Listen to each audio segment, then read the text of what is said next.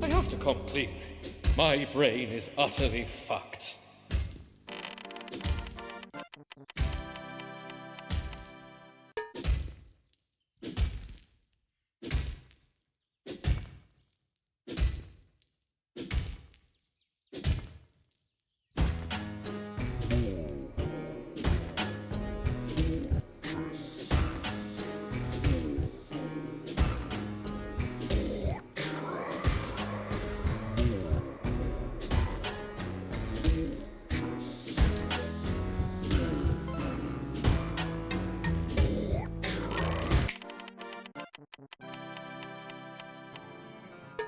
Hello, everyone, and welcome to another episode of MorlFortress. This is the third episode. That's right, episode number 2. Welcome, one and all, and of course, welcome to my co-host, Catbox. I got excited. The cat jumped on my lap right when we got into episode. I was like, brilliant timing. Thank you, Binky. I'll try and frame you in. I ruined my camera framing, and my background cutting out thing doesn't recognize it as a human, so makes it invisible. Pointless. An act of futility if there ever was one.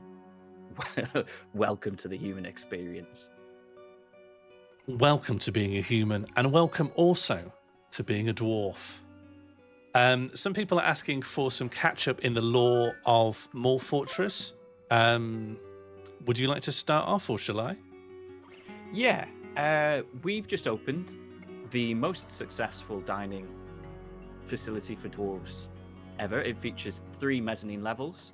In the process, we had to create a hospital system to care for the workers injured in the excavation of the mezzanine. We've embarked on a colonization effort, creating a place called Swallow the Romance, and our environs are filled with pacer trains. Our fortress featured for a small time a sex dungeon for pigs, and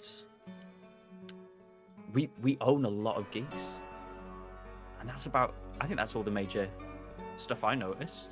Yeah, I think that's it. Yeah, we live in It's a magic. Swallow the Romance. The gnomes are here. Dwarves are called the Glitter of Mother. We did have a sex dungeon for pigs, resulting in Oracle of Truth being killed and eaten for fat and soap. We had a big rush on the hospital because I caved in the pub 4 times in a row. We caved in the pub. I think perhaps we did, and then it became definitely me because you did explain why it kept caving in. But I asked for the mezzanine. I feel like overall it's it's the project manager that bears the most responsibility. However, we've eaten Oracle yet. I don't think we know whether Oracle's delicious. Yes, actually, I think Oracle's meat's just in a barrel somewhere on the 2nd floor. But it is in there. It is fully modelled. I have been learning a little bit more about how Dwarf Fortress works and how the memory editing works. And with that, we do have some additional stuff on the wheel. We've taken a bit of a U-turn on our policy, and we are going to explain to you everything that's on the wheel and what it will do if it comes up. So here is the MorlFortress wheel. And I'll go through everything it could possibly land on and what that will mean for our dwarves. So right at the very top, we have Matchmaker. Matchmaker means we will go into the game's memory and we will force 2 dwarves into a relationship and or a marriage. So if there's 2 dwarves that you think, shouldn't they just be in love? Well, now it can happen with Matchmaker. Is that ethical? Well, I decided that you can also make a dwarf immediately pregnant and decide who or what the father is. So I think I've used a lot of restraint. And that's in the Bible. That happens in the Bible, and that's ethical. Is it everything in the Bible ethical? Yeah, that's what we use, right? For ethical. That's what we use for ethical. As a society. Historically, I'm not going out there on the bus routes checking against checking against Corinthians, the stuff that I see out there. But you internalize the Bible. Sense. Yeah. I have given Catbox a little cank. Let me know if all the levels are good. Thank you. I didn't realise this was an Episcopalian stream. Well, Shaz, why me not? Either. But we're all learning on the job here. Super Dwarf. That will power up a dwarf. This dwarf will move at maximum speed, accomplish all tasks immediately, and completely lose their need to sleep. This dwarf will be the best dwarf in the fortress by a long way. If anything needs doing, it will make more sense to send them than anyone else, probably forever. Day in the life is a lovely little zoom in on one dwarf, and we will follow them with our hands off the keyboard We can't amend things, and we'll just follow them live their life for a little bit. Yeah, we'll A see little how. snapshot. We'll see the fortress through a dwarf-sized view. Figuratively, we still will be looking at the 2D top-down snapshot. Spilt milk. This will be a real test of whether the MorlFortress mod functions. Spilt milk gives a dwarf a new disease that I've coded into the raws, which means they will cry forever and with such a degree that it poses a flooding risk. Powerful lacrimal energy. Yeah. All bodily emissions are in fact fully modeled as part of their dynamic fluid system. And so there are others that could be added in afterwards if spilt milk is a success. We did spend some time looking at our injured dwarves' tears on their eyes the other day as they recovered in hospital. Forever sweats, yep, absolutely doable. Yeah. I don't think we can brew with tears. I think you can only brew with plants. But hey, And we fruit. code something as a plant. Oh, and fruit. Or fruit. Mm-hmm. Overseer will allow one of you to assume the role of head dwarf and give commands for what's going to happen, deal with any upcoming problems, and just generally be in charge up until you are deposed. Goblin mode will fill the fortress. I think bedrooms specifically. Yeah, one goblin per bedroom. So everyone will have goblins appear in their bedrooms, and then we just let that play out. Trebuchet is one that I'm really excited about. We will construct a trebuchet. It will fire things. Potentially, we could sentence things to be trebucheted. I was always hoping that once the trebuchet was up and running, it would be used to mete out justice, and then something on the wheel would be added just called fling, and we could fling anything then. I think pub zoo is next. Yeah, just turn the pub into a zoo. Pub's a zoo. For a limited amount of time, I will turn on the ability to spawn in any possible entity, and we'll create a little viewing area in the pub. We'll work out how it works and turn the pub also into a zoo. Spelunk is spelunking. We go down into the caves and caverns that inhabit the lower reaches of the world of Dwarf Fortress. They are filled with peril. They are filled with fantastical creatures. They will cause problems for us. It's sort of a shortcut to a later part of the game that maybe we shouldn't open. So it is a generally chaotic but wonderful thing to do. I would like to meet the Purple Helmet Men. I'd like to get to know them. The game is designed such that in order to sustain your industry, you will keep digging, and eventually you will meet huge caverns, and there's stuff in these caverns. And after you deal with that huge problem, there may be more caverns below and below, but in each layer of caverns, things are generally worse, and stuff will start coming up the staircases into where your dwarves eat, live, sleep, bathe, rest, and carouse. And that causes a lot of issues. So Spelunk, we will find the nearest dwarf who is capable of digging and just get them to dig down until they hit something. Vegan dwarves, name works as you'd expect on the label. We will make the dwarves vegan. Yeah, this was Oracle of Truth's suggestion. This will make feeding them very, very difficult, but will stop us from consuming Oracle of Truth's flesh. Yeah, have to say, even though Oracle is a vegan in real life, I think what's actually motivating it is that there's a pig in the game named after him who now exists as a pile of entrails in a little wooden barrel. And by denying all meat to all dwarves, this will ensure that pig never gets eaten and will just go off as rotten meat in some storage chamber. Just how the vegans want it. One of us? Yes, one of us is an exciting addition to the fortress where something is added, I believe. Yeah, we can we can pick something that is currently visible on the map that's alive, and if it's not part of the fortress, we can make it part of the fortress. So if it's some enemy warriors that have come to try and kill us, we could instantly convert one of them to be on our side. If it's something weird we found in the caverns, we can instantly convert that to be one of our friends. If it's an invading alligator, we can tame it, and that will be our pet alligator. I, for one, wish to welcome a gnome into our home. And these last two are possibly the most exciting if you like chaos. Panic Room. We are going to build a panic room, which is to say a room that if it is ever opened will cause a lot of panic. We will summon a werebeast into the room and seal it with a row of stone doors. It can break through stone doors, and it is stronger than the average dwarf by quite a considerable margin. Also, if a werebeast scratches the skin of a dwarf, they will contract. It's like werewolf rules. However, the reason I'm saying werebeast is that Dwarf Fortress goes way beyond werewolf and goes, you could have a were giraffe, a were tortoise, a were skink, a were squirrel. So I will construct a werebeast. These things are huge and they are furious and they are always in berserk mode.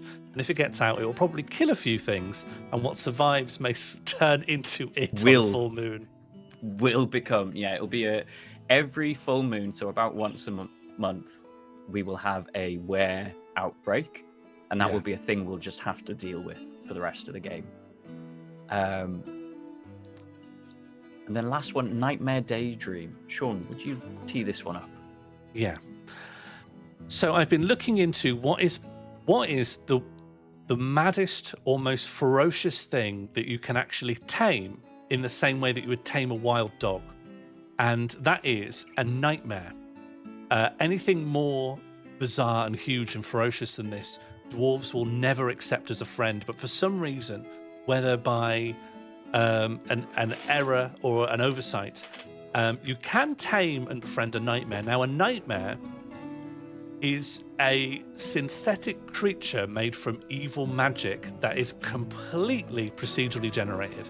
It could be a giant earthworm. It could be a living sack of vomit. It could just be a big dog that can shoot fire from its eyes. A nightmare can be anything. We will just summon one randomly, tame it, and try and live with it. And if we can, that will probably be the number one thing in our fortress that can deal with threats, possibly indefinitely. So that's Nightmare Daydream. Unless it's a sack of vomit, in which case it will be one of the most precious and fragile things. Yes. Although they're usually quite tough. Well, they're usually quite tough. Now, Sean, we were discussing a slight amendment to the rolling prices as well. Oh, yeah. It's in the Nightbot command, but if you donate anything, you can rename a dwarf or rename anything we have the power to rename, which is pretty vast. It includes any kind of zone, any building, maybe a lot of items, but also essentially dwarves, who are the most interesting thing to rename. But also any donations of £3 or above, we will spin this and one of the described outcomes will happen. I look forward for chaos. And one last thing before we go in. Mm-hmm.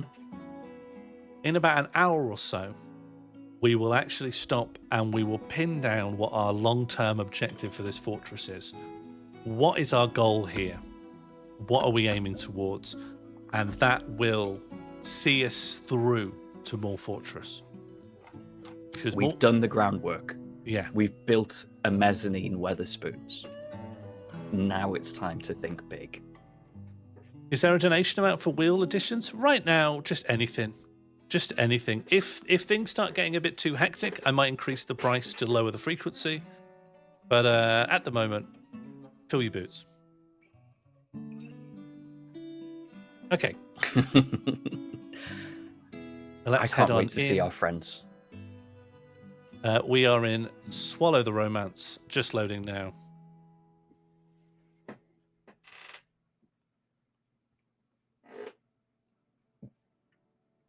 I can't wait to find out what Barry M. Orr is up to. Yeah, what, I Michael? think, yeah. Well, to be fair, yeah, I've not seen him on TikTok actually for a while. They were really promoting him for some reason. So anyone who hasn't tuned in before, here's a little description of what you can see in front of you. This is a tile-based game, always shown as snapshots from above. However, because they are dwarves, they will be going into the ground a lot. So as I mouse down, you will see snapshots of what's going on different floors. So this is the dirt floor where we do a lot of our farming. If Like we go down, slices yeah, of a cake, I guess. What do you slice? or like a lot of tortillas laid on top of each other, if that's more helpful. And this is our pub that actually killed a dwarf in the making of it because it collapsed so many times. It has It looks nice though. 2 beautiful statues of Idun Drunken Waves and 1 statue of a fire snake. Yes, Idun Drunken Waves is the god of the coast, which I quite like as a coast living fellow who's faced more than his fair share of drunken waves as well. Yeah. I feel like this is a god for me. These 2 areas are called the Dr. Plem Refresh Zone. That's the pub. And Toby Carvery, of course, for the dining hall. And there's a goose here. Who let a goose in the pub?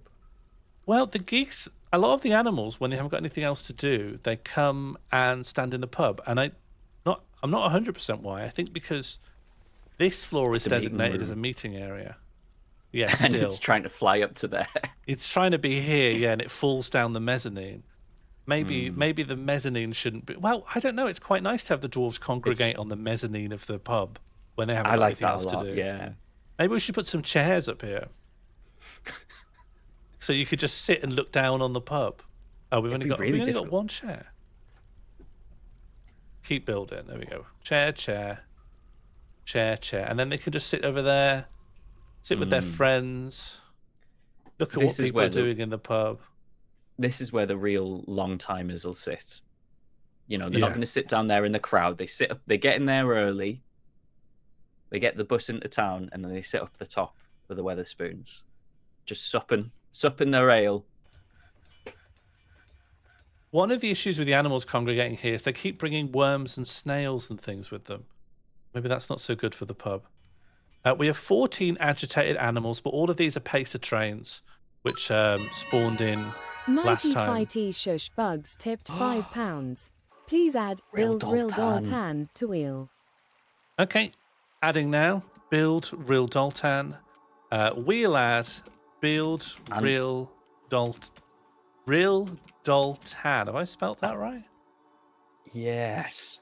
For Real Doltan is a deep cut. I can't remember its entire genesis, but Real Doltan eventually became a refuge for rescued dolphins that existed in a quantum entanglement state of construction and deconstruction that featured heavily in the MorlCraft series and was created by our good friend Jade, who did some magic to it, some tech witch stuff. Yes, see previous Minecraft series, MorlCraft, to understand the Real Doltan. All you need to know, it's a quantum superposition dolphin sanctuary. We could do at least half of that. We can do several. We could do some of the nouns in that sentence for sure. And maybe with floodgates, we could do a bit more. Oh, and one thing as well that's sort of happening is if you look on the left here, our list of dwarves, they've all taken to wearing turtle shell hats, and which is a shame because I wanted these to sell. But if you look at what they've got on them, and many of them are wearing 4 crowns at once. You can't quite see it on the sprite, but a fashion has taken off of wearing several crowns, all made from mussel shells and turtle shells. Which is charming, I think. This symbol here declares that this is all set for smoothing. However, only one person in the whole fortress is allowed to smooth, so that will take a while. I have tested this, Sean. Yeah. And after a bit of smoothing, everyone gets really good at smoothing. And it becomes a very quick process. Are you telling me to let everyone smooth? I think everyone's smoothing. I've done it. I've done it. Okay. Okay. This- If it's been tested, I'll go to labours, I'll go to smoothing, and I'll say science. everybody does it. Everybody does it. If everyone's... Well, how many tasks are in the... Dwarf Fortress lets you see all the tasks that could possibly be done. And it's mostly about storage, putting stuff in stockpiles, putting stuff in barrels. And then there's smooth wall, but it will allocate that differently, I guess, if everyone's doing it. Do you consider sleeping a task? The game does, but do you? Yeah, I consider sleep. I mean, I don't put it on a to-do list. I just assume it will happen. I'll eventually run out of steam and have to shut down. I sort of think of it as an anti-task, right? You do your sleep so you can do more tasks. You don't sleep, Goofing you off can't is an task. anti-task. Well, not the way I do it. You'd never put goof off on your to-do list. Right after I finish these emails, I'm going to goof off. That's what it says on the itinerary. I think goof off is the white spaces in between the lines of jobs to do, right? Clean bath, and then underneath in that white space, unwritten, goof off. I guess, yeah. I mean, I try to batch my tasks a little bit. I don't stick goofing off in between all of them. You wouldn't do a little goof. What, like You'd I'm save having it a up. busy day, but I have to like do a little bit of goofing off in between each thing. Yeah, Oh. you do a Oh, The stray husky's been found dead. Where was it dead? Oh, I think it just died. I think it just had a heart attack. Death no. It's gnome related. Well, if you take it, I'm not. Red Coyote tipped £3. Lovely. Rename a goose to Derek. It's covered in please. mountain gnome blood. Rename a goose to You- Derek. You don't need to be Miss Marple to look at a dead husky, see that it's covered in mountain gnome blood, and go, "Oh, I think mountain gnomes had something to do with this." We've just received a £3 tip from Red Keo asking for a goose to be renamed to Derek. Easy to do, easily done. I'm still skeptical, so I will read out the text that Catbox is referring to. This is a stray husky corpse. It is splattered with mountain gnome blood. It is spattered with mountain gnome blood. It is spattered with mountain gnome blood. It is spattered with mountain gnome blood. But that could have been what it was doing. Like biting the gnome is what exerted it excessively that led to its heart attack. I am just going to check. I'm sorry. I cause. still feel that fighting something to death, and then It you just having said a it heart died attack in year because 6. I think think it was natural causes. I think it died from the aftermath of gnome fighting. And No, 'cause the that gnomes still went. puts the responsibility on the backs of the gnomes. I don't think a gnome did it. I just think the gnomes are innocent. Can we have a poll? Can we have a vote? Okay, yeah. I can do a poll. Oh yeah, we have some wheel spins in the back. Of course we do. Sorry. First, we'll just do a quick poll. Did a gnome kill the husky? Yes. No. No. Indeterminate. I And I'll don't make think that that's an one open of the poll if people got any more suggestions. Is that one of the options a jury can do? In 12 Angry Men, where they're like, okay, he's either guilty, not guilty, or some undetermined third thing. I didn't know we were doing a trial. We're just trying to work out why a dog died. This is what I we're didn't know effectively anyone's- doing. Maybe it's a coroner's report, but Yeah, it's more of an autopsy report. And an autopsy report can say we're not sure. You shouldn't just come to a conclusion just to fill out the paperwork. what's the point then? What's the What's point? the Because point you of- might have... Okay, what's the point of investigating anything? What's the point of asking any questions just in case you fail? What's the point of trying? I don't think they should be allowed to say, I don't know. I don't want That's my my- coroner just being... Well, I'd rather my coroner goes, we did our best and we don't know why Sean died, than being like, oh, I don't know, he had a big bruise on his foot, so I guess maybe he... Foot and mouth disease. Yeah, he put his foot in his mouth and then suffocated. Yeah, he had a foot and a mouth, so I don't know, it could be bird flu. Okay, the people think the gnome did it. People do think the gnome did it. The consensus Well, is I think developing. you've really poisoned the well here. I mean, I don't think they would have necessarily come to that conclusion if they had been guided by it's my a- steady, unwavering, skeptical hands. It's a well filled with the blood of gnomes. It's not. It's only spattered 3 times. That's if. Although it's quite a lot, isn't it? Yeah, it's a very All right. wheel spin, wheel spin. Okay. Wheel is up. This is our first of 2 spins. Should we just spin them both and see if they can interact in some interesting way? Yes. Okay. We are spinning the wheel. I hope for a crying were-dwarf. That's what I want for Fluff Christmas. Weasel tipped £5. Yes! Spin that wheel. Yes! Spilt Milk Fluffers donated for a 3rd wheel spin. So we will do that as well. Let me just check something. I think all the weepers in the chat, please post the crying face emoji. It's time. All you fans of crying. okay, Spilt Milk being pulled, I will now remove, and then I'll do wheel pull. Yeah, wheel pull. I think wheel pull is the command that will also ensure it removes as well. Panic room. Yes, yes. Okay, panic room's quite a scary one. And lastly, wheel pull.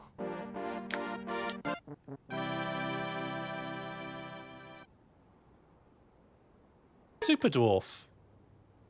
Oh, Super a nice Dwarf one. has been removed from the wheel. In terms of the things that could happen, Oops tipped £3. except for Please Panic spin the Room, wheel and also let Catbox rename anything he would like to rename. Okay, that's not too bad.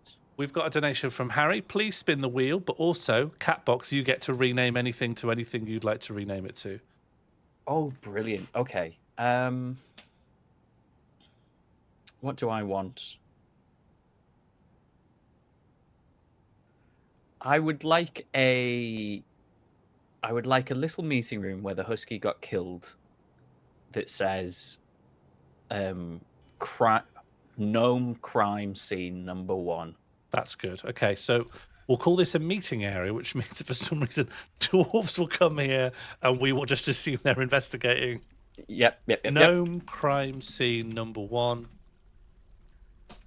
And so you will find that sometimes dwarves just come up over here and just start holding meetings. Big magnifying glasses, which ironically will make the gnomes look just like a normal dwarf, really. And we also had another spin from Harry with that. Hello, Ava. Thank so you, we're Harry. doing What a...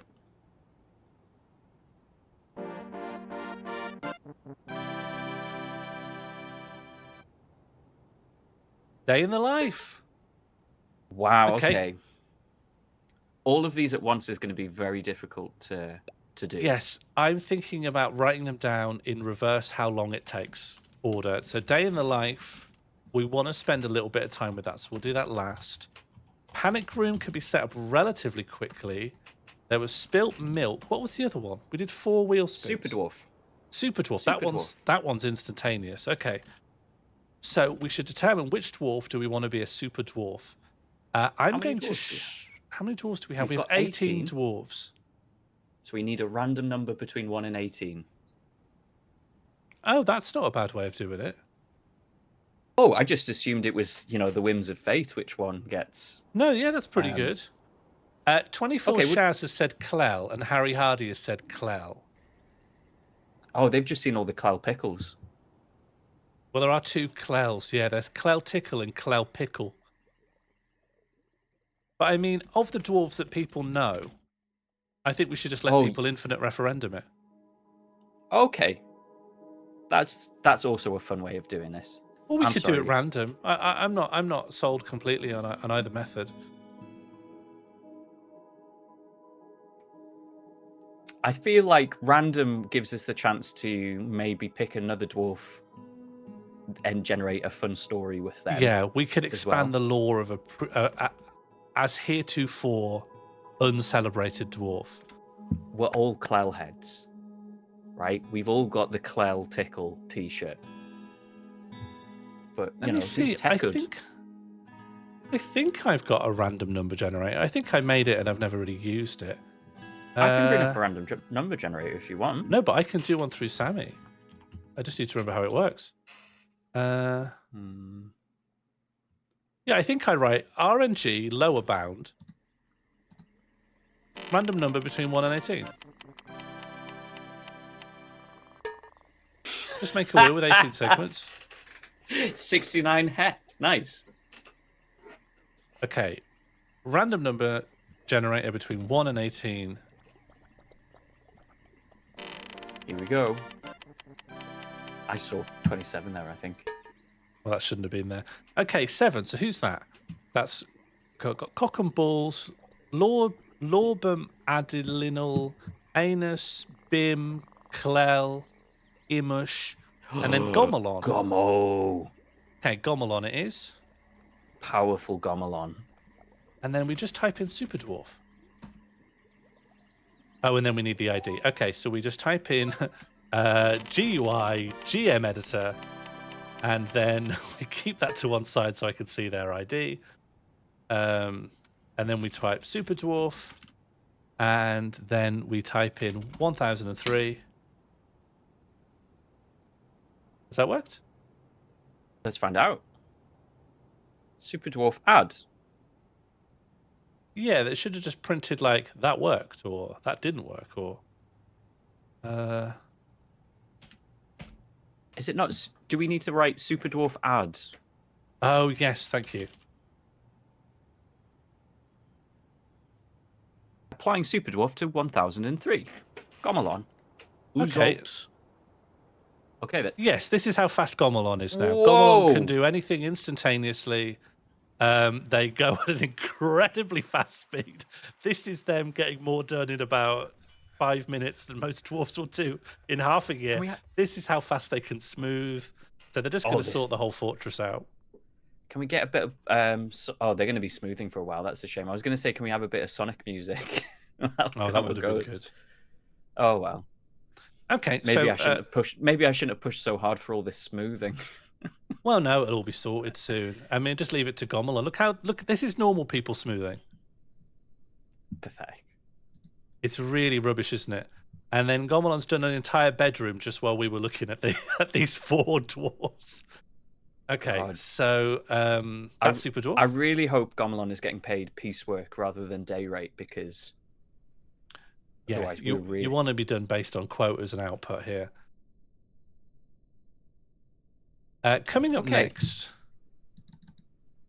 it's between Spilt Milk and Panic Room. What would you like to see next? Panic Room, you'd have to pause to create, right?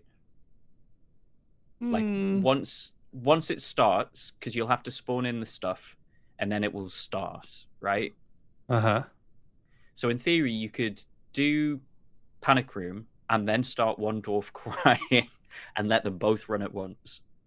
True. The method to make a dwarf cry, the method to give a dwarf a syndrome is so ludicrous that I will need to stop and explain it in full, which I think will be interesting, but will affect how long it takes to set up Spilt Milk. Mighty Fighty Shush Bugs tipped £3. I want to join my dwarf pals. Dwarf in my Please honor. Rename the most MFS best dwarf in my honor. It has to be some sort of clothier. Oh, that would make sense. Yeah, who's the best at clothiering? I think we can look. If we made a unique labor detail for stuff to do with creating clothes, then we could see through that who's good at it. Can we? Would that actually show people's proficiency? Should do.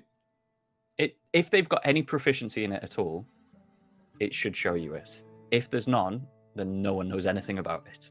Yeah, I think. But we can we can make it a protected profession and let them crack on with it, and they'll figure it out. Clothes making is what we want, right?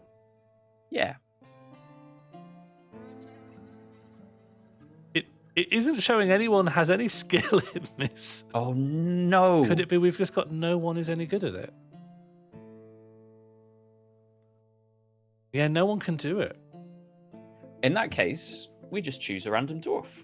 And we say, you are now MFSB, and you are a clothier. Should we just do 1 to 18 again? Yeah, and what re-roll if we've got an already named dwarf? Yeah, re-roll if it's already named. I have 2 names. Oh, Gomelon, your dwarf has been given superpowers and is now the most competent dwarf in the fortress. By a country mile. Okay, we landed on 16. Oh, that's Sean Morley. But next to them is Rigoth Lorenal. They're currently our surgeon, but not anymore. They're now Mighty Shushbugs. Do we want? I'm not going to make them a clothier just yet because we don't have any cloth or a loom or a weave or. So maybe I'll let them be a surgeon a little longer. Yeah, Mighty Fighty doesn't have to be the give up the day job yet. Yeah. And stitching people together is a little bit like making clothes. Do you know it is? Yeah, it's quite a lot, really. Yeah. What is skin if not clothes for your naked body? It's just fresh leather, isn't it? I really want to shout out Mighty Fighty's fashion brand, but I'm scared of doing a slur. Yeah, fair enough. If I get some permission, I'll try my best. Or a phonetic spelling for babbies. No IPA. Into this panic room, I am putting... That's too many, actually. Let's put 5 doors. Okay. Now, a werebeast is always in berserker mode, and they will attack things on sight, and they are by and large strong enough to break the doors. But the doors will act as a little bit of a timer so that we can at least prepare for what happens if they do break out. We don't have any military, and all of our dwarves are basically pacifistic, gentle souls. When we're later on, we will have a few that maybe know how to pick up an axe or a sword or a cudgel. But right now, people are better at mining and making chairs out of stone. So we're not massively set up for this. Do we have anything we could maybe offer to the werebeast to keep them placated? Is there an animal we could maybe tie up, kind of like an offering to King Kong? Well, they wouldn't eat it, because as I say, they're in berserk mode. They would just bash it to death and then maybe bash the corpse around. Kim Kong? Kim Kong? Okay, should we decide what's going in? Yes. Okay, so I'm not 100% on this, but I think the amount of were creatures and what kind of were creatureism is determined at the beginning of the save generation. So our options are... Were rhinoceros, were shrew, where's kink? Where cavy is funny to me because that's a guinea pig, right? Yeah, it's a little thing like that, yeah. Yes, more objects in the room would... I think it will randomly select things to destroy. So the current setup is it's a room full of stones and there's only doors to destroy. So maybe giving them a little bit of a doll's house would slow them down a bit. But it's a question of whether that's in the spirit of the role. And I don't think it is. Panic rooms are usually quite Spartan. Except for, I guess, canned goods. And I don't know if it would convince them not to destroy the doors. Also, whether they destroy the doors or not, it's also probabilistic. I tested this out, and one of them just went through the doors and just destroyed them. And one of them didn't focus on the doors at all and just raged in a corner. Monitor, I guess, is a monitor lizard. Rhino, shrew, skink, squirrel, tortoise. We've got some more options down here. Let me just... No, that is it. Okay, you have a poll. Using the numbers, what werebeast would you like for the panic room? One day it will get out. Unless I think we can make metal. And then I possibly would put some metal doors here on that bit of space. But if it does get out, it comes out right into the pub. So it will be a problem. But on the other hand, the pub's right next to the graveyard. So that will be a real benefit when it kills them. I wonder if... Oh no, I did something wrong. Oh, skink, squirrel, tortoise. Oh, I haven't set this up right to allow more than 10 options. I didn't realize. I didn't think I'd ever hit into that problem, but there we go. Well, we'll do a random pick of the 3, I guess. No, we'll do a runoff. It could be that people really want a skink. Oh, where'd it go? Okay, poll. Skink, squirrel, runoff. Tortoise. Skink. You know, squirrel. They say in democracy nowadays there's no choices to be made. You know, if it made a difference, they wouldn't let you vote. But here we're giving you the opportunity to vote between a deadly skink, a deadly squirrel, or a deadly tortoise. And I think that's what, when they were signing the Magna Carta, that's what they were thinking of. Couple of early votes for squirrel, one for skink. Couple in for tortoise as well. It's lovely seeing everyone's names flying across. Yeah. I like that they always come from a weird angle, so you can't tell what they voted for unless you commit to following the name to its destination.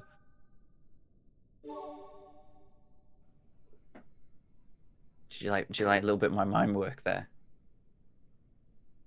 Oh no, I didn't see you were doing mime. I was just watching the names. I spent 3 years at mime school, and one day I asked my mime teacher, I said to him, "What am I doing wrong?" And he expelled me on the spot. Oh no. That's such a sad story. F in the chat for Catbox's mime career. Oh, it wasn't a career. It was more an open university thing. Oh yeah, what? Just doing remote learning? Yeah. You spoke on the Zoom call. It was really supposed to just use the chat. It's quite easy. It's quite easy over COVID. You just turn your mic off. Yeah, can I have a mic off for this one? Because we're not going to speak, are we? Okay, the were squirrel is going in the panic room. These doors with the bars through them, they are forbidden for dwarves to open. So they are barred shut. This is the sprite for the were squirrel. Please zoom. Let's get this to know is maximum zoom. It's maximum zoom. This is were squirrel. I'm just going to unpause for 1 second so it can make it. Okay, the were squirrel is real. Oh, it's fast. Fast. It is considered an invader. It's cheerless, resilient, a quarreler. It disdains advice. It's ungrateful and it's cruel. And it's 173 years old. Oh, let's edit. What is it thinking right now? Well, I can tell you, it's a talented biter. Oh, that's not what we want. Not what you want. How about a description here? A large squirrel twisted into humanoid form. It is crazed for blood and flesh. Its eyes glow orange. Its midnight blue hair is short and even. Now you will know why you fear the night. That's in the pub. Oh no, the last rename was the Mighty Fighty one. God, I wish we had a were squirrel when I was renaming stuff. It has a personality. It speaks very deliberately when it's annoyed. It does not often feel lustful. It likes working outdoors. Oh, that's good. It does not feel the slightest need to reciprocate favors. Shadow and acorns. It has one value.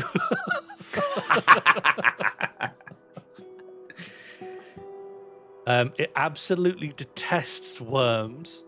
But it does like silver, clear gas, the colour dark chestnut, shields, bags. It admires saltwater crocodiles for their strength. And it is not troubled by unmet needs. That's good, because it's not going to meet a lot of needs in there. No, it's not going to meet any needs, unless it's a need to destroy a door. Okay, so that's there. I'm going to keep the game paused, and we'll just check on it intermittently. Panic room has now been set up. Oh, hello. It's time to spill Boots some tip milk. £3. Let Catbox rename the Weresquirrel and spin the wheel whenever you think it will be appropriate to spin the wheel. Okay, we've got to rename the Weresquirrel. Yeah, Catbox, what do you think the Weresquirrel should be renamed?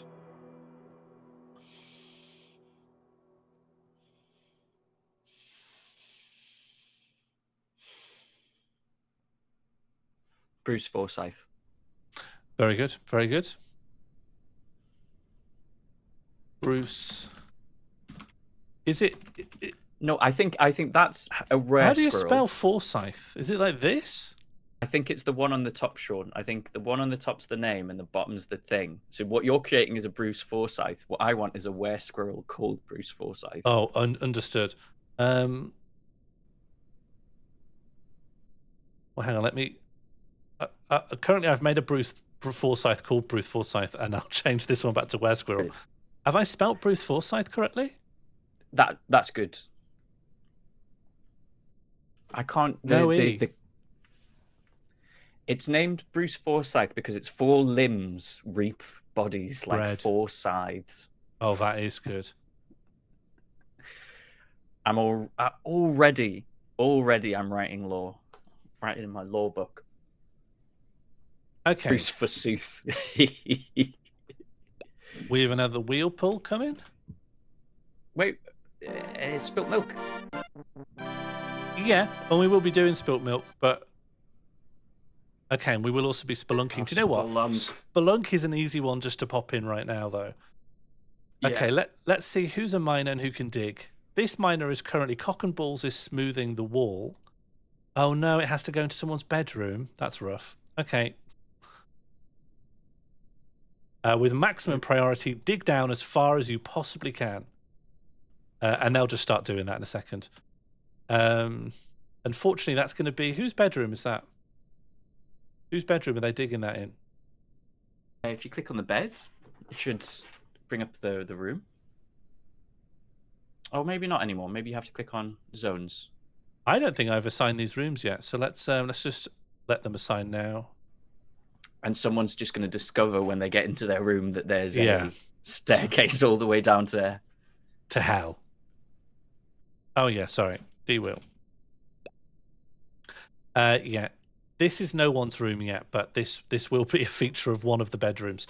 And it does mean if anything comes up from the depths, it will be in the dormitory quarter. That's not, we could lock that door. That's our main line of defense at the moment. Okay. It's time for spilt milk now. And before I do it, I need to explain the ridiculous way that this works. I need to explain how this is supposed to work. So this is a hack that I've put into the game. But in order to give a dwarf, it's called a syndrome in the game. In order to give the dwarf a syndrome, the easiest thing to do is to tie it to a raw material. So what I have made is a workshop which creates this new material, which is a kind of dust. But this dust has a melting point of room temperature. So the dust immediately becomes a liquid and then becomes a gas. I'm going to use the workshop to request that a dwarf create this dust, then lock them in. That will become a gas. And if we're lucky, they will breathe in the gas. And that gas will give them a disease that will mean that they never stop crying. It's a magic circle. What you've done is you've created a magic circle. They go in the magic circle. They throw the magic dust. And the spell. When you explained this to me, I was trying to figure out stuff myself. And the complexity of the solution you found made me cry a little bit. But it's also the complexity of the solution that anyone has ever found. This is the best way anyone's found to do this. Like, I was reading tutorials from 2015 to put this together. I've been like, this is the best way I found to do this. And after I tried everything that seemed it would be easier and it didn't quite work, this was the best way I found to do it as well, is get them to create a new substance and hope they breathe it in. Everything works using this that involves... they're going to take a little while to make this because one of the miners is heading down to hell. In fact, they've just struck Carnelian on the way down. Yeah, they're cracking up on it.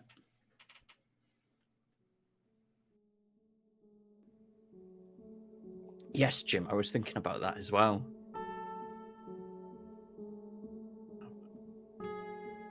That's nice, a bit of Carnelian. Everyone's smoothing. Oh, how's the squirrel doing now that we're unpaused? I should probably set a hotkey that just checks on the squirrel's progress. So there's the squirrel. Yeah. I think because no one's going to be minded to come into this corridor, they might not be readily reminded that the dwarves exist. And frankly, for now, that's probably a good idea. It's probably in our best interests. And then we've got one more thing to do as well while all this happens, is day in the life. Well, I'd rather get spilt milk set up and done, and then maybe we can day in the life whoever gets their milk spilt. That's perfect. Just setting some hotkeys so I can quickly move to certain areas. Now we have outside. We have like the main meeting area looking down to the pub. We've got whatever the squirrel's doing, and then also we've got here. So I've made this. This is a mod. That's why, because it's a summoning circle, I decided to put a reception desk bell in it, make it red to make it look demonic. Oh, here we go. You've discovered an expansive cavern deep underground. I wonder who did that. Aha, okay. So it leads directly onto a subterranean mushroom pit. Yeah, you've broken in quite high in the cavern as well. That's annoying. Well, I can fix that. I'll just make the staircase continue on. Oh. I'll just make the staircase move over here, and then it will continue the staircase down. God, okay, that's still the sky. Move over here. I think one of the toughest things I've ever found in this game, because I started playing before they had caverns, is to like understand how the caverns look. Yeah, that's very fair.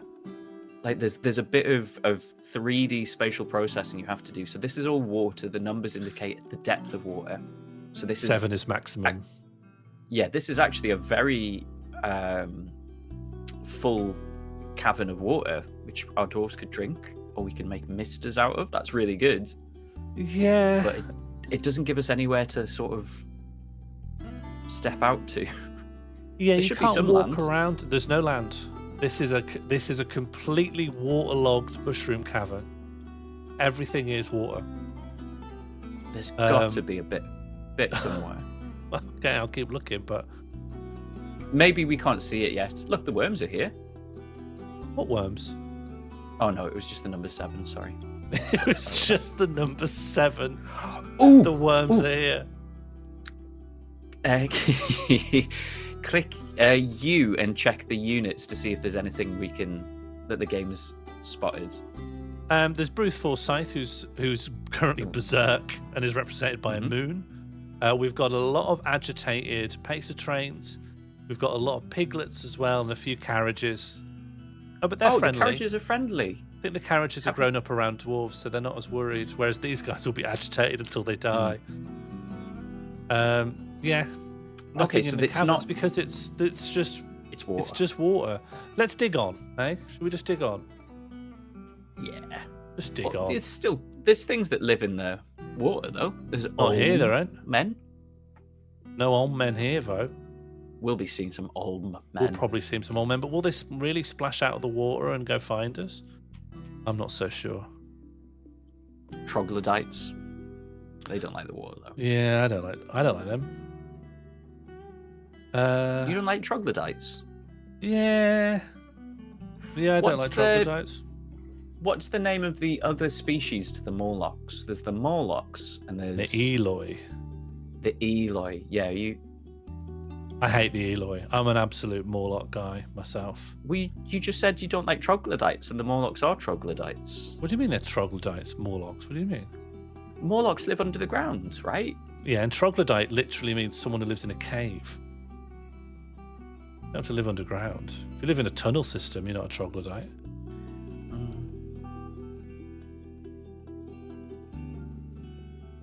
Oh, Oracle of Truth coming out saying the Morlocks were troglodytes. Yeah, let's hear it then.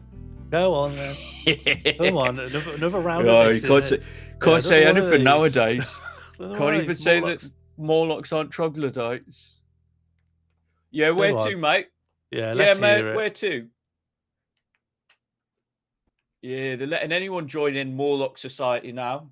Even non-troglodytes. Oh, it's Bruce Forsyth has smashed down the first door. Just so you know, and it says up here, a dolomite door has been destroyed by Bruce Forsyth, the were-squirrel. So we are 20% of the way towards a containment breach. Do we set up a militia quickly? Do you think we need to? It's only a squirrel. It's a were-squirrel. It's only it's a squirrel twisted into humanoid form, right? Yeah. Yeah. What's your point? Okay. What's it doing currently? Nothing. It's just stopped, I suppose. It's very good. I'm just getting a report from someone on the scene. They say it's very good at biting and it only respects power. Yeah, maybe we should create a militia. I'm getting a report from people on the scene.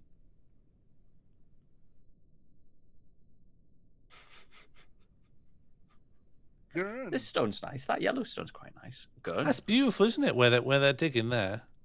Beautiful underground. Nice... I've always said so. Oh yeah, try and get back in with the Morlocks, are you?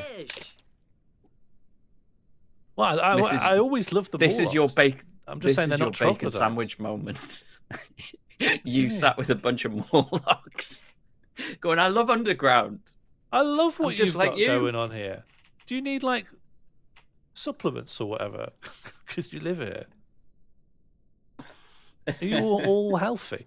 Okay, here we go. So that has been set up. We're going to build a door because we need to have. You got to contain the dust. Yeah, we need an airtight. So that's why you can't build any air around it or any blank squares. It just has to be this workshop. Unfortunately, I made the workshop perhaps a bit too big. It would have been better if it was smaller because obviously the air disperses to the size of the room. Oh, maybe we need to think about this. Bruce Forsyth has destroyed a second door. Oh, so first of all, Mordors. Oh, what, on the other side? Yeah. Yeah, I forgot. We still got some space here. So door. Do you know what? That will buy us maybe a week. No, I don't think so. Bruce has got a taste for doors now. Now that Bruce has destroyed 2, I think he'll probably keep going, yeah. Yeah. So... Now he's figured out doors are edible. Okay. Well, we could. I mean, we don't have any weapons. If we did, I'd suggest archers from the mezzanine, and then suddenly the mezzanine is very justified. The one chance we've got of taking down Bruce Forsyth, the were-squirrel, is to station archers on the mezzanine of the Weatherspoons we built underground. Welcome to MorlFortress. I'm worried we'd have to forbid people from going to the Toby Carvery, otherwise they'd catch stray fire. I think they're going to catch stray Bruce.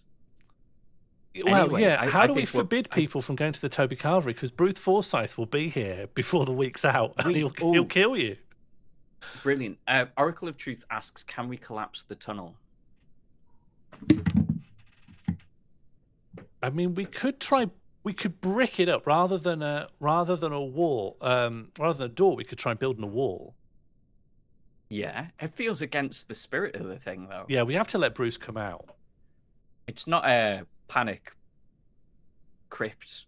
Can Bruce Forsyth destroy a wall? Like, are we confident either way on that? I'm pretty certain Bruce Forsyth could destroy a wall if he wanted to. I was going to say, if you can destroy a door, what's a door but a bit of wall?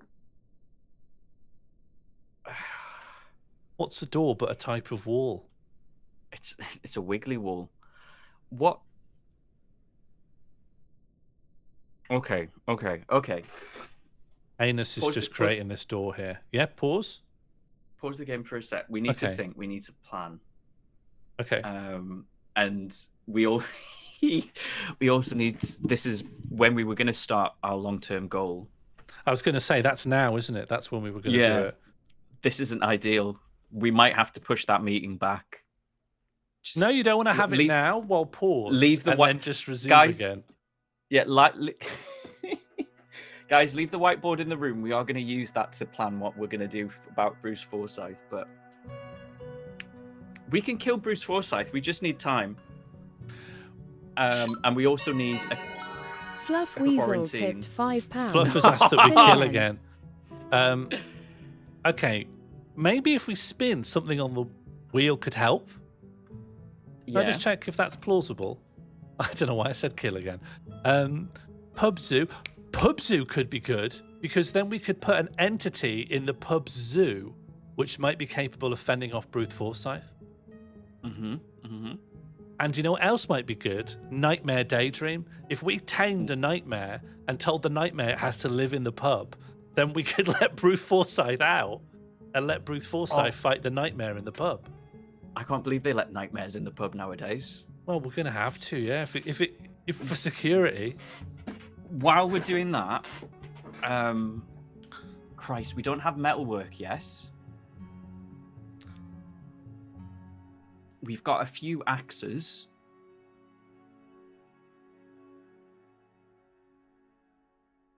This is like genuinely, this squirrel will tear through us. You can't even use wood; it will gnaw through it. Do you know? This is a long shot. This is a long shot. But if we ended up doing goblin mode, and goblin mode is that I spawn a goblin in every bedroom. Just diversifies the targets for Bruce Forsyth. Well, no, I could try and evacuate the dwarves, and then all that's in the fortress. Because if you come anywhere out of the pub, right? Let's follow where Bruce might go. You come out of the panic room. You're in the pub, and then you've got the cemetery. There's nothing in there. Oh, let me unwheel so we could talk through it, right? Yes, we've still got a wheel to pull. Yeah. Here's Bruce's options if he comes out of the pub. Here's Bruce's options if he comes out of the panic room. He breaks through the doors, goes into the pub. From the pub, you can go into the cemetery. There's nothing to do here. Then you can either go down, that's empty, doesn't pose a risk to anyone. Or if you go up even just 2 floors, well, I suppose you'd kill the brewer. But once you've done that, you're right by the bedrooms. And if there was a bunch of goblins here looking for a scrap, Bruce can take care of them. The goblins might finish Bruce off, and then the dwarves just finish off the remaining goblins. The enemy of my enemy is Bruce Forsyth. Yeah. Hopefully. Touch wood. While we're on that, I feel like a plan B would be helpful, and I figured out one thing we can do with what we've got. Yeah. We can turn the pub into a Home Alone pub. We've got the mechanics set up to make rock mechanisms, and making some simple stone fall traps only takes a stone, which we've got loads of, and rock mechanisms. So we can stack the pub with as many traps as possible to weaken Bruce Forsyth on the way out and maybe give us a chance of not losing the fortress to him. And the trap we're going to do is we're going to put loads of boulders on the ceiling and then have trapdoors drop big rocks on Bruce Forsyth's head. They're slightly abstracted, so maybe they're coming from the mezzanine or something. But effectively, yes, big stones, Bruce Forsyth's head. All right, shall we see the result of the wheel? Yeah. And then we either we can plan. leverage the wheel, we put the traps in, or we do both. And then when we feel confident, we can discuss our long-term goal for the fortress. And plan C is give Gomelon an axe and hope Gomelon can do something. We could just arm Gomelon, and that might actually deal with it. We'll see. I don't want to risk Gomelon, because Gomelon's our best smoother. But also, if Gomelon gets lycanthropy from Bruce Forsyth, Oh no. we'll have a super-powered...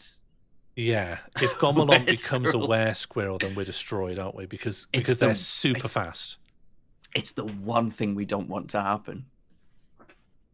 Yeah, So okay. we'd have to... Gomelon would have to fight Bruce Forsyth in a contained environment that we could seal up afterwards if it goes wrong. Yeah, and then essentially we just created another Bruce Forsyth situation with Gomelon.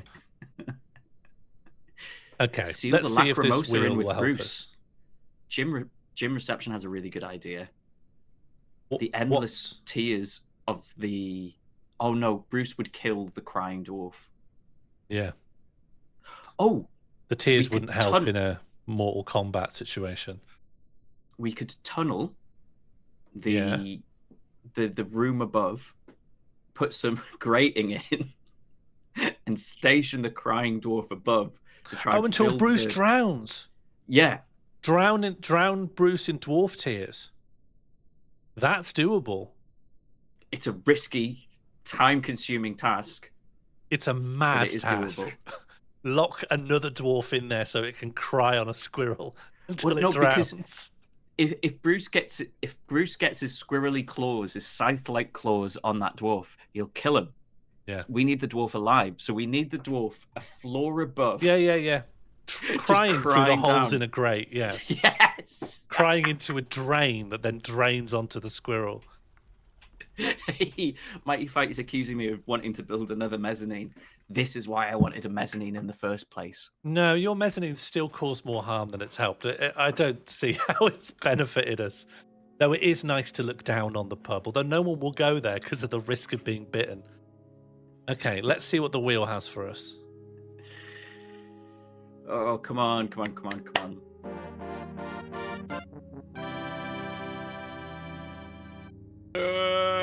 Pub Zoo! Yes, Pub Zoo.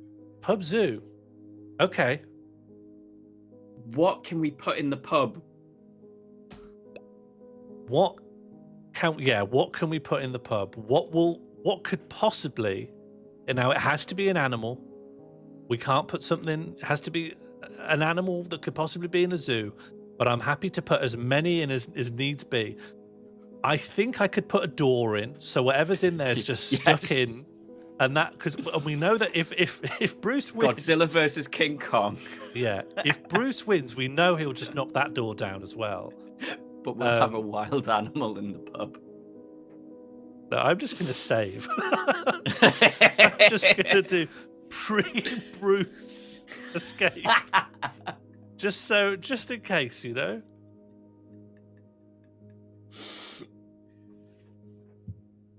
For viewers just joining us, there is a were-squirrel called Bruce Forsyth in the fortress who's currently battering down a series of doors to break their way into the rest of the fortress. We are currently scrambling for a viable plan to kill the were-squirrel before it causes disaster.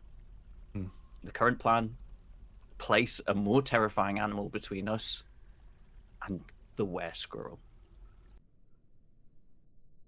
Okay, so this will let us spawn in any possible unit in the game. I don't think we should be allowed to spawn in something that you wouldn't get in a zoo, such as Bloodman. Do you see Bloodman? I don't think Bloodman would be in the zoo. No. So I think maybe You don't he's see excluded. Bloodman in the zoo anymore. Yeah. You're not allowed to have bloodmen in captivity. Bogeymen, they're also out. A bonobo. I don't know if a bonobo could take it on.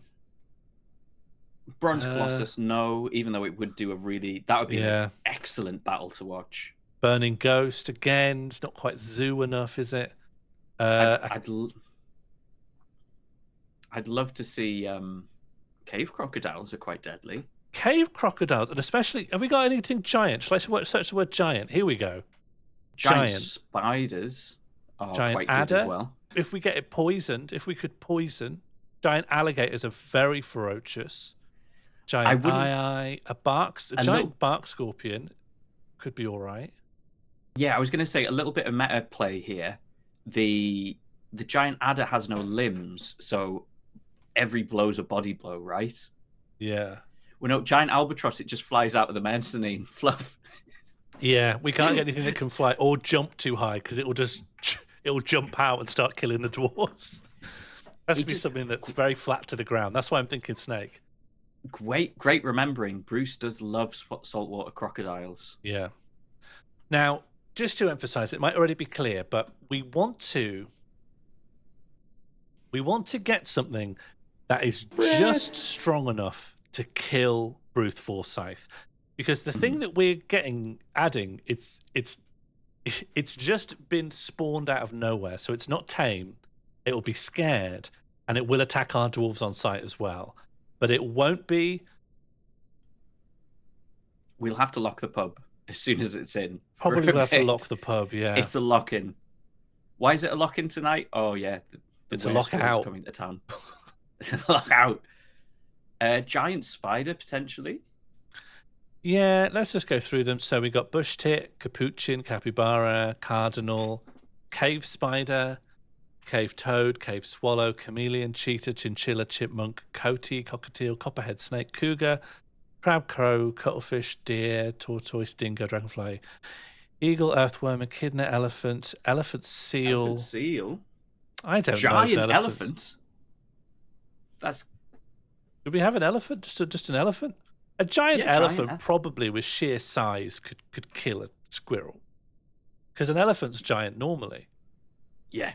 This is double giant. Do you think if you put just a breeding pair of 2 giant elephants in, we'll be safe? Okay. Let's list the possibilities. I think that we put this to a vote. Okay, sure. Yeah, all right. Let's all the things we've talked about. So we say, if we put spiders in, how many spiders? 2? Isn't it the one? Isn't that the reward? The reward is that we turn into a zoo. I mean, a zoo has animals in it. I never said 1. But I don't want to put so many in that they kill Bruce Forsyth easily, and then we've got a different as bad problem. Okay. Although these animals are less likely to destroy the doors. Animals don't tend to destroy doors. No. So giant spider, giant elephant. Yeah. Is a giant elephant more prone to things like cancer? I think that's a medical mystery how they don't. Yeah, it's very old lady who swallowed a shoe. Someone did ask for a giant albatross. It will fly away. Can we exclude that because it will just fly away? It won't do the job. If we're putting multiple in, it's still gonna have a hell of a time getting out of the cave. Giant cassowary. Are you suggesting we just do 1 of each, or? Well, you said multiple animals. I mean, we could, yeah. All right, sure. How about just a giant bear? I think that would be too deadly. Well, giant grizzly bear. I think that could cause a problem. Hello, Immoral. Giant hippo. Hippos. We could have a Moudang. Oh, I tell you, yes, giant hippo. I tell you what. How about we just list the animals, and chat chooses how many to give us. How will chat do that exactly? I don't know. Just a number. Pick a number. And what we do, a vote for every animal. Giant monarch butterfly. Can we have Mothra, please? Well, I mean, can we have giant moth? But it won't be. It will still just be a moth. It won't be Mothra. No, I think it'll be very fragile as giant creatures go. Narwhal, that would just die, wouldn't it? Because it's in a pub. Giant pangolin, giant penguin, giant polar bear. That would make brilliant. Captain Barnacle's rides again. Yeah, exactly. Giant polar bear. Puffin, python, raccoon, rat, rattlesnake, rhino. Honestly, I don't think rhinos are really that deadly. I think rhinos have got what it takes. Sperm whale, big sponge, tapir, a thrips. A giant tick. Giant tortoise woman is included, but I wouldn't count that as something you could put in the zoo because that's sentient. And then lastly, a giant wren. Giant gorilla came through as well. I think giant. Oh, I didn't see Kim Kong. That. Kim Kong. Okay. How about this? Okay, we will put a poll in, and the top 3, we'll just make 1 of them each. Brilliant. Love it. Yeah. So Okay. I've got giant spider. We're just going to assume the giant, right? Save you some typing. Oh, I've already made a. Well, I've already made a list, and if I fail to include anything you want to be added, just let me know at the end. Oh yeah, go for it. 1 spider, 2 elephant, 3 albatross. I caution against it. Grizzly bear, hippo, polar bear, gorilla. Anything else I should add? Cassowary. Did we not get that? Oh, we've got it in now. I think that's as many as I can put in the poll. Okay, the top 3 will win. What giant animal should we summon into the pub? We're going to pop them in that little line between the Toby Carvery and Dr. Plem's refreshment zone. Top 3 will make one of.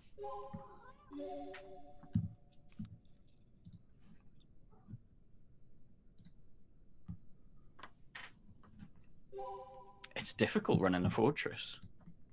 It's not normally this difficult. Like, I've never had this issue before. Gorilla,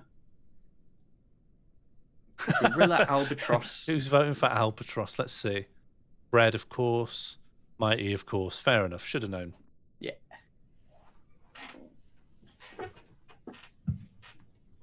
Well, if there is a tie for 3rd place, I'll just pick whatever the referendum decides.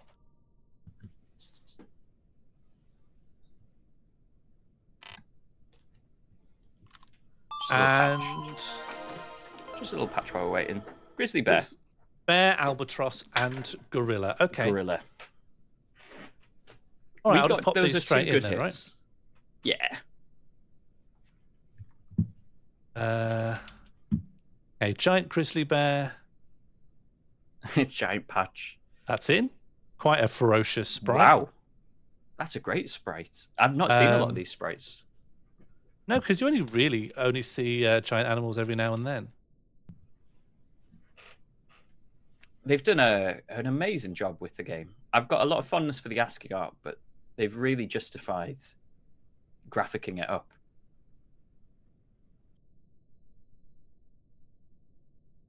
A giant albatross.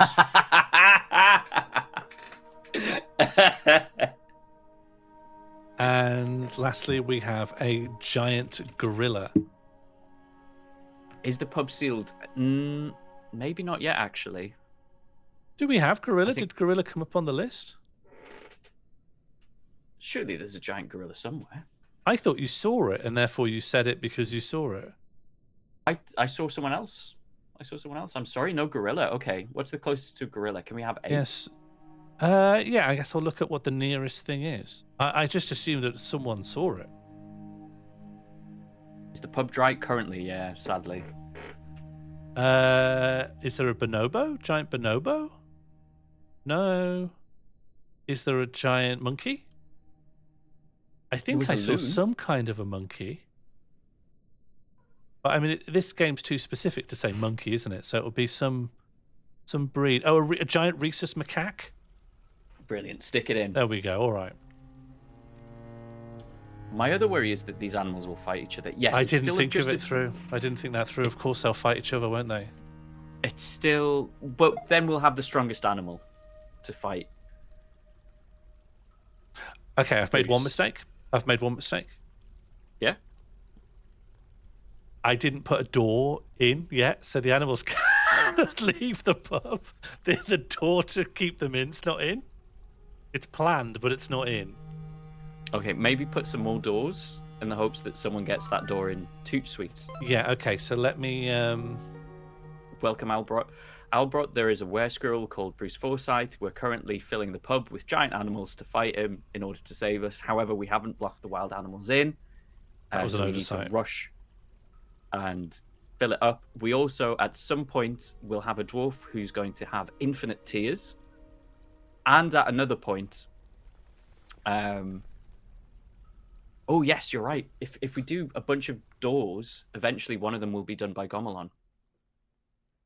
Yeah, what's Gomelon doing now? Let me check that Gomelon's free. Gomelon's smoothing. Shit. You can cancel smoothing jobs though. Cancel the smoothing jobs, dude. Should we just finish And the maybe- smoothing later? It's nearly done. Like I can't have the animals can't escape the pub because everyone's smoothing the bedroom. Yeah, no, walls. cancel it. Let's cancel cancel all the smoothing. Labor, tasks. You can't get your kitchen redone while there's mega beasts dueling in your bathroom. How do I? Just Oh, okay. yeah, you use the eraser, right? designations. Yeah. Yeah. I was thinking about furniture designations. Okay, all the more smoothing. Bit more. Stop smoothing, everyone. We'll smooth later. We have more pressing issues right now. Is anyone trying to smooth? No. Okay, I'd so we have also to hope that cancel- these dwarves over here come from Will the go- bedroom area. They walk around. They go down here. They find one of these doors in the master storage area. Then they bring the door down here, down here, down here. Place a door either there or Okay. there, and we might be safe. Sean, can I have another request, please? Can you cancel the remaining door jobs that These lead ones? to Bruce Forsyth? Yeah, the ones Yeah, on the that's other side good. of the pit full of animals. Yeah, don't do those doors because you'll get killed by the bear or the. And they're And all can you agitated, fit- aren't they? Yeah. Yeah, quite reasonably. Could you put the rest of those doors back in this second? Like, Bruce can live in the pub for a bit at the end of this. So, you know that corridor? Yeah. Let's get Yeah. a bit more door. Just fill in this gap with doors. Yeah. Quiet Okay. on the corrie, heavy on the door. Okay. And now unpause and just hope we get a door in there.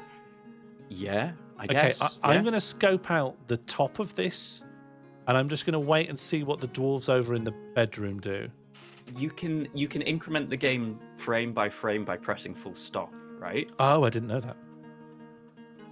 I think that's how it works.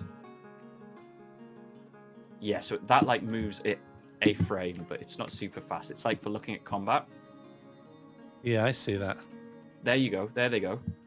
Okay, so the monkeys, the monkey. Yeah, the macaque is already in the corridor. The albatross is making to leave. The grizzly is making to leave. And no one is coming with a door. Please get a door. Can I just see if anyone's been assigned to the task of putting the door in? Yeah. Anus. Yeah, and what door are you looking to put in? No, he's putting in this No, door. no. He's putting in a completely different door. Anus, can you just cancel construction? We can cry later. There'll be plenty to cry about if you don't get a real door. Okay, I'm just going to advance frame by frame. I think it's all going wrong.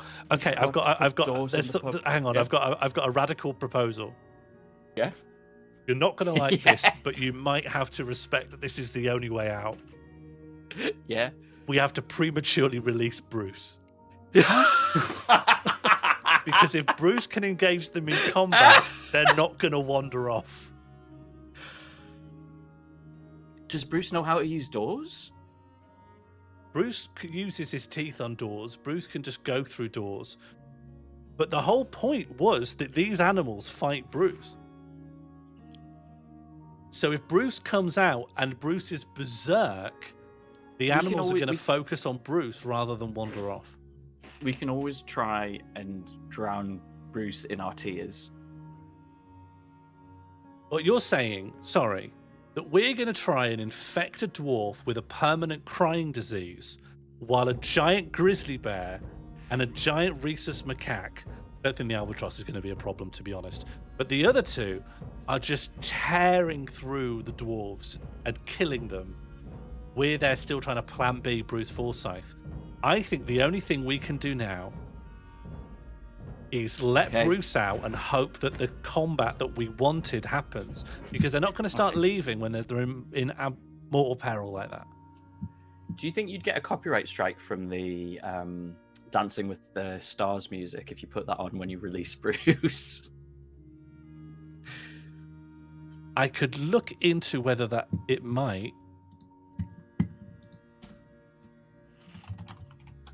What is it called? Strictly Come Dancing? Oh, is that what you wanted to put on? No, that will definitely be heavily DMCA'd. I thought you were thinking of like an older show. No, we can't play theme tunes from Strictly. That is That's an instant account zap. What if there was... Oh, if there's an 8-bit remix, then we're absolutely in the clear, yes. I guess we can mournfully go, nah, nah, nah, nah, nah, nah, nah. I mean, perhaps unsurprisingly, I've never watched an episode of Strictly Come Dancing. I never have willingly.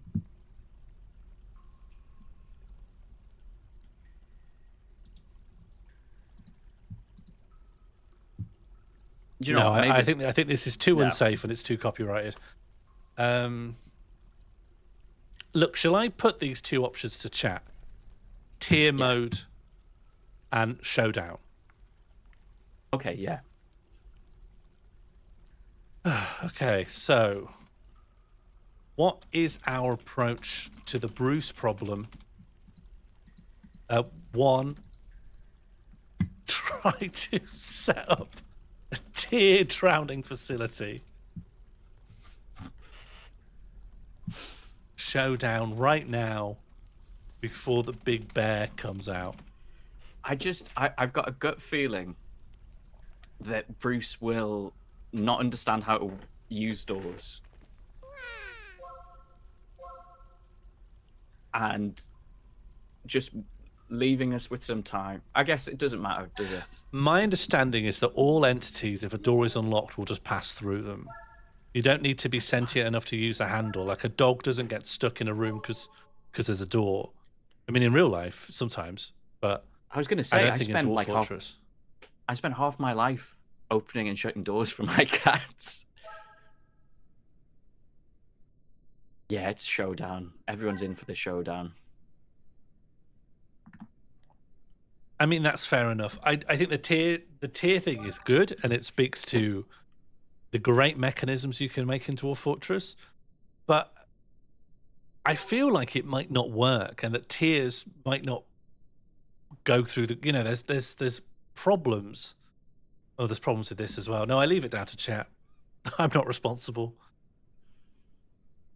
Is anyone bringing the door? Bread.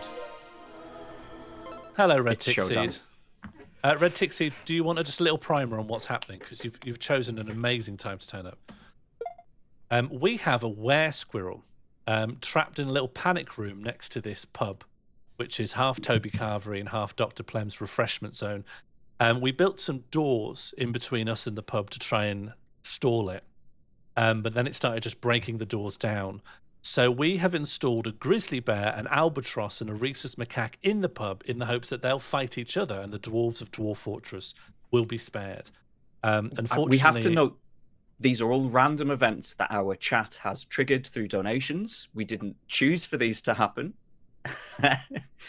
They are vehicles of chaos brought upon by our lovely viewers. Sadly, I forgot to build some other doors to the pub, so the giant animals just started to leave. And in a route that would just take them past the bedrooms where all the dwarves are. So I've asked chat how to resolve this problem, and there were two solutions that we were able to come up with. One is to infect a dwarf with a crying disease, install it on the floor above, and put grates in the floor so its tears would slowly fill up the room that Bruce is in, and hopefully he would drown. Or we just let Bruce out now and hope that the animals just fight each other, and we see how that plays out, and hope that whatever dwarves are around can finish off whatever's remained, and that what remains is injured and weakened by the fight. And chat has voted overwhelmingly that we're going to have a showdown. So I'm going to unlock these 3 doors. I think Bruce should come out immediately. At speed. Shall we just advance frame by frame? Yeah, I mean, give him a little time and then pause when it seems like he's going to make contact, and we can go through the combat as well. Okay. Just, if I unpause now, a lot of things might start happening. The albatross has just gone up a floor. Like we said, if we put an albatross in an open ceilinged pub, it will just fly out. So the albatross has just gone up 1 floor. That's a known quantity. We were prepared for that, and we accepted that would happen. It's the giant monkey and the giant bear that we're thinking about. We're less the scared of monkey's the coming albatross. one back in, and the albatross is just leaving. Yeah, albatross is gone. Albatross is gone. Yeah, I knew the albatross wasn't really like going to be part of it. The albatross is just going to fly up the stairs and just leave. It's a bird. It doesn't want to be here. Oh, Gomelon is here. Gomelon is here. Gomelon! Please be careful. Yes! I've got bad news. What? Gomelon is not here to put a door down. What's Gomelon doing? Gomelon wants a drink. No. Gomelon has no job. They're not here to do anything. They've come here because this is the pub. No. They've come here because this is the pub and this is Toby Carvering and they want to drink and eat. They didn't know about the doors. And they didn't know about the bear. They didn't know about any of this. They've just come to the pub. Oh. Well, luckily Gomelon is the strongest dwarf in the fortress, so maybe, just maybe, they can come out of this alive. Oh no, I don't want to misinform you. Gomelon's very fast, but not very strong. Speed will do, you know. If I mean, Gomelon, speed will do, if Gomelon yeah. gets scared, Gomelon's out of there. Okay, And so I think Gomelon is actually driving the monkey into the room. Yeah, Gomelon's just passing the rhesus macaque at the corridor on their way into the pub. Yep, just pass by. Yeah. Excuse me. Excuse me. Maybe Gomelon is fast enough to flash in and drink. Oh, do you know? Yeah, they're just socializing. That's their task now. Oh, they're they're just hanging out. socializing. Yeah, they're just But the hanging bear's out. not scared. The bear's not scared. Well, the bear's agitated. But the bear's not attacking yet. Yeah, they've just gone to get some dwarven wine. I think. I mean, I guess the were squirrel, the albatross is just hanging about as well, I guess. Yeah, I'm just advancing frame by frame because I'm afraid it'll all kick off way too fast if I unpause. There's no rewind. There's no go but go slowly. There's... Oh. I think... Fluff Oh, Weasel what a time tipped for a £5. spin. Spin, spin, spin. Oh, yeah, Albro is right. Gomelon's largest unmet need is to have a fight. Brilliant. Fluff, thank you very much for that donation. Shall we spin the wheel now? Yeah, why not? Gomelon, your wish will eventually be our command. What's our good rolls here? One of us. Trebuchet. Veganism, I'm afraid. We're vegan. Okay. Okay, so should we just... How do we stop the dwarves eating meat? Let me just make a note that we need to institute veganism as soon as this is over. And we forbid all meat in the stocks panel. It's quite easy to do. And I'll dismantle the butchers now, I suppose. And I'll dismantle the fishery. Yeah. Oh, what? We can't wear flipping turtle crowns anymore? The dwarves are not going to forgive this. They love wearing turtle crowns. They've got... All of them have got 4 turtle crowns on. Am I going to have to forbid them from wearing that? And dairy. We don't have a lot of dairy. Potentially dwarf by dwarf, actually. Yeah, we might need to go around every dwarf and take their hats off. Is that what you want, Oracle? Is that a good time? We were about to have a showdown, and now I'm telling every dwarf in the brand they're all about to die, and I'm saying, well, before you do, can you take your 4 hats off? Mirthless. I think all the animals are lining up to go and take the fight to Bruce. Bruce is looking the other way. I don't know. Since the doors got unlocked, they've just started going in. I can't believe this. Okay, let's progress. Gomo's just sat. Gomo is just sat by the bar, just going. Yeah. Just gonna kick off. Just gonna kick off in here. Are they and it's good. It's gonna kick off. How do you check how drunk a dwarf is? Would it be under health? I think maybe if they got drunk enough, it would be under status. I think it's an emotion in this game. I think it's so old, it's an emotion before syndromes and stuff. Right. There is some. there are some effects that happen, but I don't think it's all under one. So how do I ban all meat? Is it under stocked? Yes. So if you go into it's Meat, here it's it either is. stocks or kitchen. Yeah, I'm just So gonna. you here you it can is. ban all that bit by bit. So I'm just dump gonna it, dump say stick it all in the bin. Yeah. Chuck all your meat out. Okay. Where's the bin? Then it's outside, I think. I think we set up a bin outside. Didn't I get rid of that bin? Either way, I'll make sure We- there's an outside bin. We built another bin. Do you know what? I'll make There's a- I'll make a meat bin in with the graveyard. Oh, do you know what I could do? I could make a meat stockpile, and then could I forbid use of the stockpile? No, they'll still try and use. There'll be edge cases where they'll use it, right? And animals would eat it, which doesn't Yeah. feel. What about Meat pile. I'll just put it here next to the grave of that Yeah. guy who fell in the pub and broke his head. And then if you press U to bring up the main menu again, there should be a under labor, I think. Oh, this Either fisher labour or dwarf. places. This fisher dwarf needs to not be a Ki- fisher dwarf anymore. We don't fish. Right. If you go to kitchen on that menu, you were there. So labor, Oh yeah, labor. and then kitchen. Up at the top, it's one of the grey tabs right at the top, Oh yeah. and then Oh. you can forbid cooking with any of these. So you Yeah, can't. can't use- cook. Restricted from We've got a- cooking. Can't use muscle. Can't. Oh no, this is all we have. Maybe this will expand when we have more choices. But at the moment, we've only been the only meat we've Cooking with had these. has been Oracle's meat. dead body and just turtles and mussels. I don't think we've counted Oracle's meat yet. Yeah, we don't really know that we have it. Okay. The Back Battle to of the it. Century. Oh, the albatross has now come. The albatross flew out, then Swooped heard in. these doors unlocked, and now they've swooped back down. The albatross and they're all going in. This was such a good plan. They are bringing the fight to Bruce, and if we're lucky, they'll go in, they'll kill Bruce, then they'll be in the panic room, and we'll lock the doors behind them. And animals don't tend to break doors. Yep, the monkeys come through. The monkey is leading the charge. The monkey What's is leading happening? the charge. The were squirrel, Bruce Forsyth, is fighting. The giant rhesus macaque is fighting. It is happening. Give us the details. Details, please. The were squirrel kicks the agitated giant rhesus macaque in the third left finger with its left paw, and the injured part explodes into gore.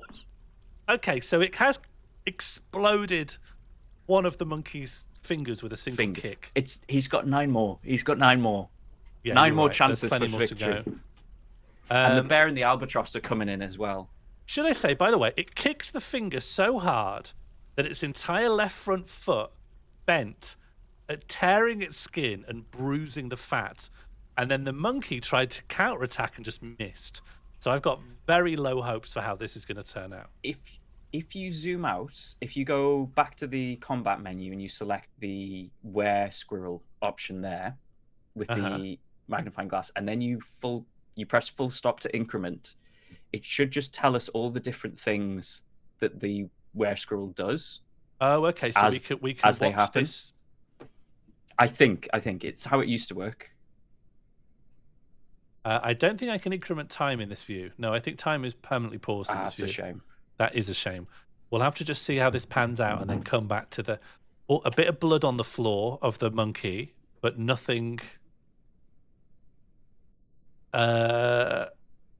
The monkey has now experienced trauma. I think the monkey is losing. Okay, the were squirrel has bitten the rhesus macaque in the right rear leg, tearing the fat and bruising the muscle. The were squirrel has latched on firmly.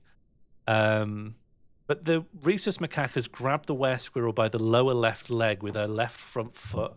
So it really could go either way here. I would quite like the bear and albatross to join in the fight. Gomelon's Yeah, obviously it's- not going to do anything. Oh, The monkey's pushing the were-squirrel back, The though. monkey's gaining. The agitated giant rhesus macaque charges at the were-squirrel, collides with the were-squirrel. The were-squirrel is knocked over and tumbles backwards. The macaque misses the were-squirrel, but the were-squirrel kicks the macaque in the lower body with its right paw, bruising the muscle and bruising the guts.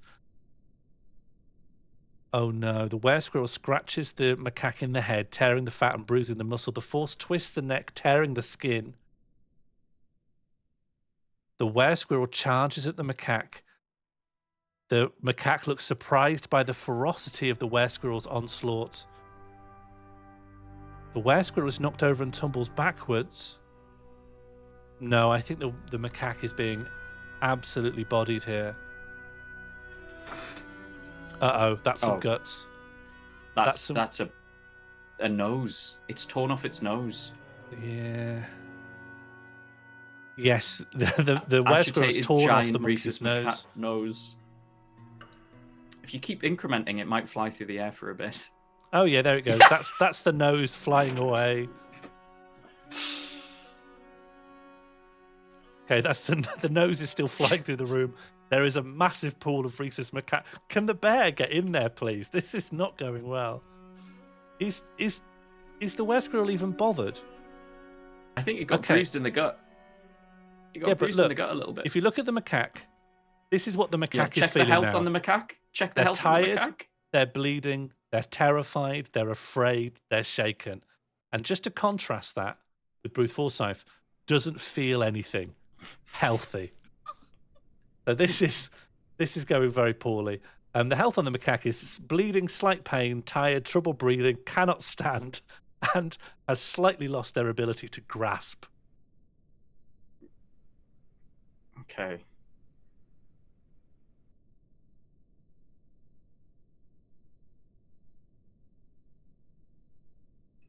So I do think this monkey will turn up dead. In just one of these clicks, the monkey will turn from a monkey into some meat, which will then get thrown into the banned bin next to the graves. But the albatross is swooping in now. Yeah. Albatross never has no official position. I never expected a Pokemon battle in which we flung in our giant animals one by one against Bruce Forsyth the Whip. Switching out my macaque at low HP. Oh, is it happening? The giant albatross is fighting. The were-squirrel has immediately just started hurting the albatross instead. But the were-squirrel has been knocked over and tumbled backwards. It is still perfectly fine, though. And the were-squirrel is talented at fighting. Talented wrestler, talented biter, talented striker. Whereas the albatross is just a bird. So I am worried still. Quite reasonably. Oh, that monkey's going to trail blood everywhere. Yeah, the monkey might pull through, and the I was going to. Oh, there's a bone. What's that bone, Sean? What's the bone? It's an albatross toe. That is an albatross toe. Yeah. So, and sadly, rather than going in and sort of encircling Bruce Forsyth and killing him, they've gone in one by one and got killed. Our kaiju were too honourable. Also, the corridor's not helped things. Oh. The macaque might pull through. Probably not. I mean, I hope not, because it will turn into a were-squirrel in the next full moon. Yeah, the albatross is bleeding heavily. Just by contrast, Bruce Forsyth is healthy. Also, I didn't know this, but they're cheerless, a quarreler, ungrateful, and cruel. Did we see cruel before? No, maybe they developed that as they tore apart these animals. I think they've become cruel.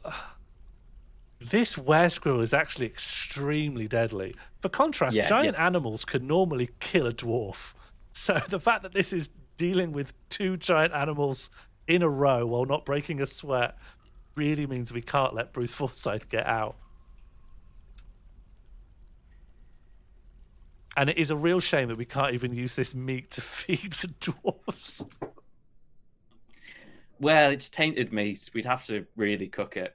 Oh, would it give them were-squirrel-itis if they ate it? I think it could if it had some stuff on it. Is the bear coming? Is the bear doing anything? I think it's thinking about it. Maybe it doesn't see an opportunity to fight it while it's fighting. It's moved closer. Oh, I don't know. Monkey. I think you can have several combatants coming at things from adjacent tiles. Oh, here we go. Oh, the bear Here is we go. actually coming.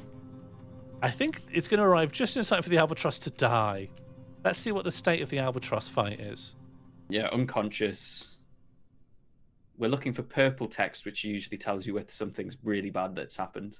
It's having a tendon in its skull repeatedly bruised. Because the were-squirrel is shaking. The were-squirrel has grabbed the albatross by the head and is shaking it around. That's what the bear sees when the bear comes in. The squirrel. Oh, my life. I love this game. I love this game. Okay, let's go bear. Come on, bear. I mean, a bear will be stronger. It's bigger, it has more mass. Like, what's this bear up to? What do they look like? A huge monster in the shape of a grizzly bear. Her hair is brown, her skin is brown, her eyes are brown. It's a brown bear. Oh, Gomelon's left. Oh no, more people are coming. It's fine. Sean The doors are coming. Morley, The doors are coming. Gomelon's off. Oh, the doors are coming. Good, good. No, damn it. Someone else. No, people are just here to eat and drink. It's just, we chose a bad forum for this fight, really. Yeah.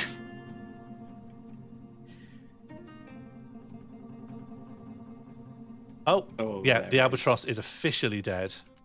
And now we're up against the bear. Yeah, Bruce Forsyth's doing absolutely fine. I'm waiting for it to say that the bear is fighting. Doesn't say it yet. There we go. Grizzly Here bear we is go. fighting.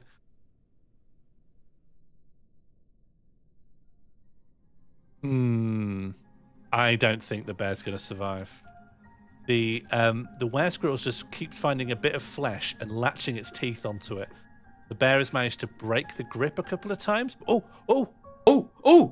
Wounded. Oh.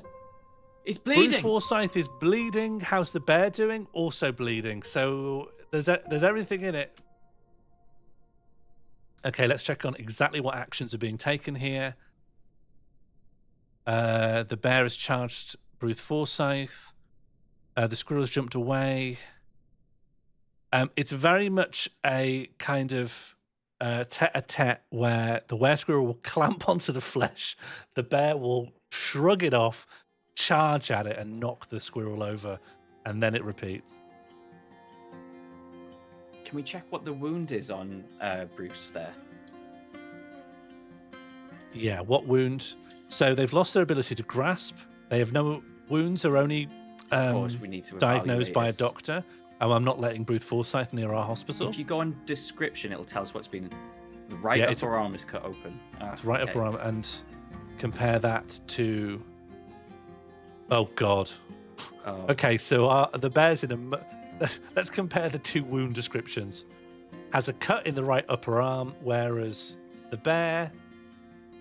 Right rear leg is cut open. Right rear leg is oozing bear blood. Grizzly bear. Her right rear leg is bruised. Her right front leg is cut open, and that's oozing grizzly bear blood.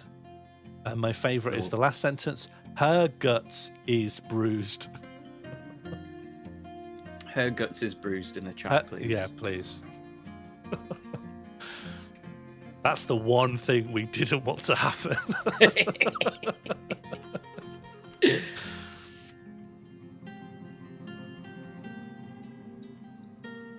That feeling when her guts is bruised. Can we rename the bear to Her Guts? Yeah. Herrr. If I do it here, Yeah, Can I it's write it just like the that? name. Yeah. oh, that doesn't show up. So I need to rename the species. Her guts. No, that's fine because it will keep it'll be referred to in the histories. Yeah, but you don't see it when you click on it. Okay. And this means you'll see it in all contexts. Maybe this will update and refresh. Oh, it's running. It's overcome by terror. It's like lost its will to fight. It's become psychologically broken by the. Okay. Yeah, At her this point, spleen is bruised. Her kidney is bruised. At this point, we lock the door, I think. Do you think so? Because Do we let the bear out first? It's going to chase the bear, and the bear's going to open the doors, and then Bruce is going to get out. What? So we lock the bear in? Yes. That's so sad. The bear is also a problem. Sorry, bear. The bear's trying to escape, and we're locking it in. That means if this bear survives, it will turn into a squirrel once a month. Yeah, but its guts are wrecked. Oh, its guts are wrecked, and it's its oozing its spleen own is blood. bruised. Yeah. Yeah, it's not going to last. I hate to do this. So to plan B, to her huh? guts. I hate to do it, but it's what we got to do. Sorry, her guts. Oh, I can just see her guts' blood just spilling out there. Agitated her guts. Heavy bleeding. Oh, it's not looking good. Let's just see what the latest readout.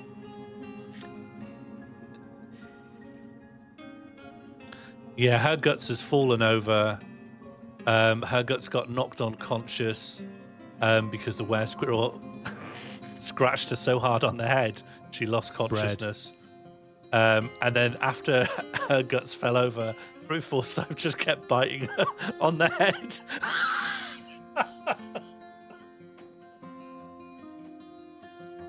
Oh, this is brutal. Okay, let's start building some more doors to keep Bruce in, I guess. Oh yeah, we've got a little bit of time now to just build some extra doors. I think we should start telling the dwarves not to go to the pub anymore, like make it off limits. Yeah. I mean, we should have done that before, but I'm doing it now. Okay, these two zones are off limits. Oh god, that was fast. Oh, why are the trains here? Why are the trains here? The Pacers have got in. Oh, the friendly Pacer trains. I don't know why, but the trains are here. It must be that time of year. It's just that time of year. The trains have come to town. Well, we spent 3 big animals. Oh, they're just Pacer trains. Those are living Pacer trains made out of living aluminium. Yeah, this is last episode. Yeah, the world has Pacer trains in it. They can't see. This train moans and creaks as it moves. Its passengers look worried. His skin is grey. It's just a kind of animal you can get. Oh, do you know what I think happened, Sean? No. I think all of the agitated animals instantly aggroed on the berserk animal due to some quirk in the code, and all the Pacer trains ran in to fight. Huh. I think if you look up by the entrance to our fortress, does that look like a line of Pacer trains coming to fight a were-squirrel for us? Yeah, all the trains, even the babies, have come from all around the land. Okay, Yeah, unlock the why is door. this happening? Sean, unlock the door. Sorry, The you want me to let the trains are trains coming. in? The trains are coming. The trains don't stand a chance against Bruce Forsyth. It just killed a Sure. bear. The trains work in packs. What, Look we're at letting the them. babies in? I'm unlocking the door. trains- I'm telling the dwarves Toby Carvery's off limits, and then I'm going to let the Pacer trains into Bruce Forsyth. Is that the plan? What, have you got a better plan? I think your plan's insane, but I'm unlocking the doors. Well, you already kiboshed my tear drowning plan. It's still there. The thing is, it's still there as a plan B.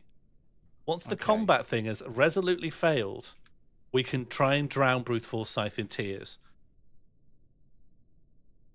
Okay. Do you understand for a moment why the trains have come? You know, you wait for what? I No, have- that's buses. Never mind. That's buses, that joke. I have a hypothesis, Okay. which is that the agitated things are looking for something to fight, but they haven't had anything to fight until the were-squirrel arrived. They're just putting an extra door. They should be putting an extra door. Can we check Yeah, that yeah, they're yeah. putting an extra door? Yeah. Gomelon is putting Yeah. a door down. It's fine. Thank It's fine. God. They're not allowed to drink anymore. I'm surprised that the bear's still going. I think the monkey's coming in for seconds, actually. I don't know. I know this sounds mad, but I think the trains are just here for dinner. You wait, the trains will not let us down. LNER is come at our time of need to fight Bruce Forsyth.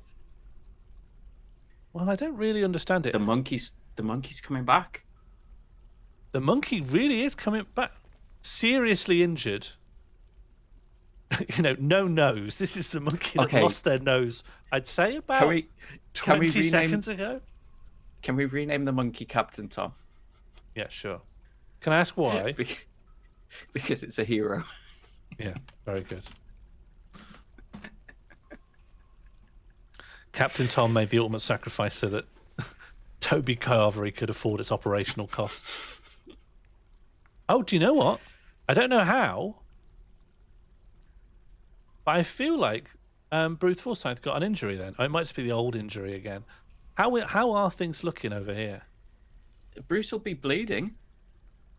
The were-squirrel has picked up her guts by the head and it's just tearing the skin off of the head. It's not shaking it around like the albatross. It's just got her guts' head in his hands and he's just tearing the skin off like you're peeling a pumpkin. Sean, there's one other thing we haven't thought about. Yeah?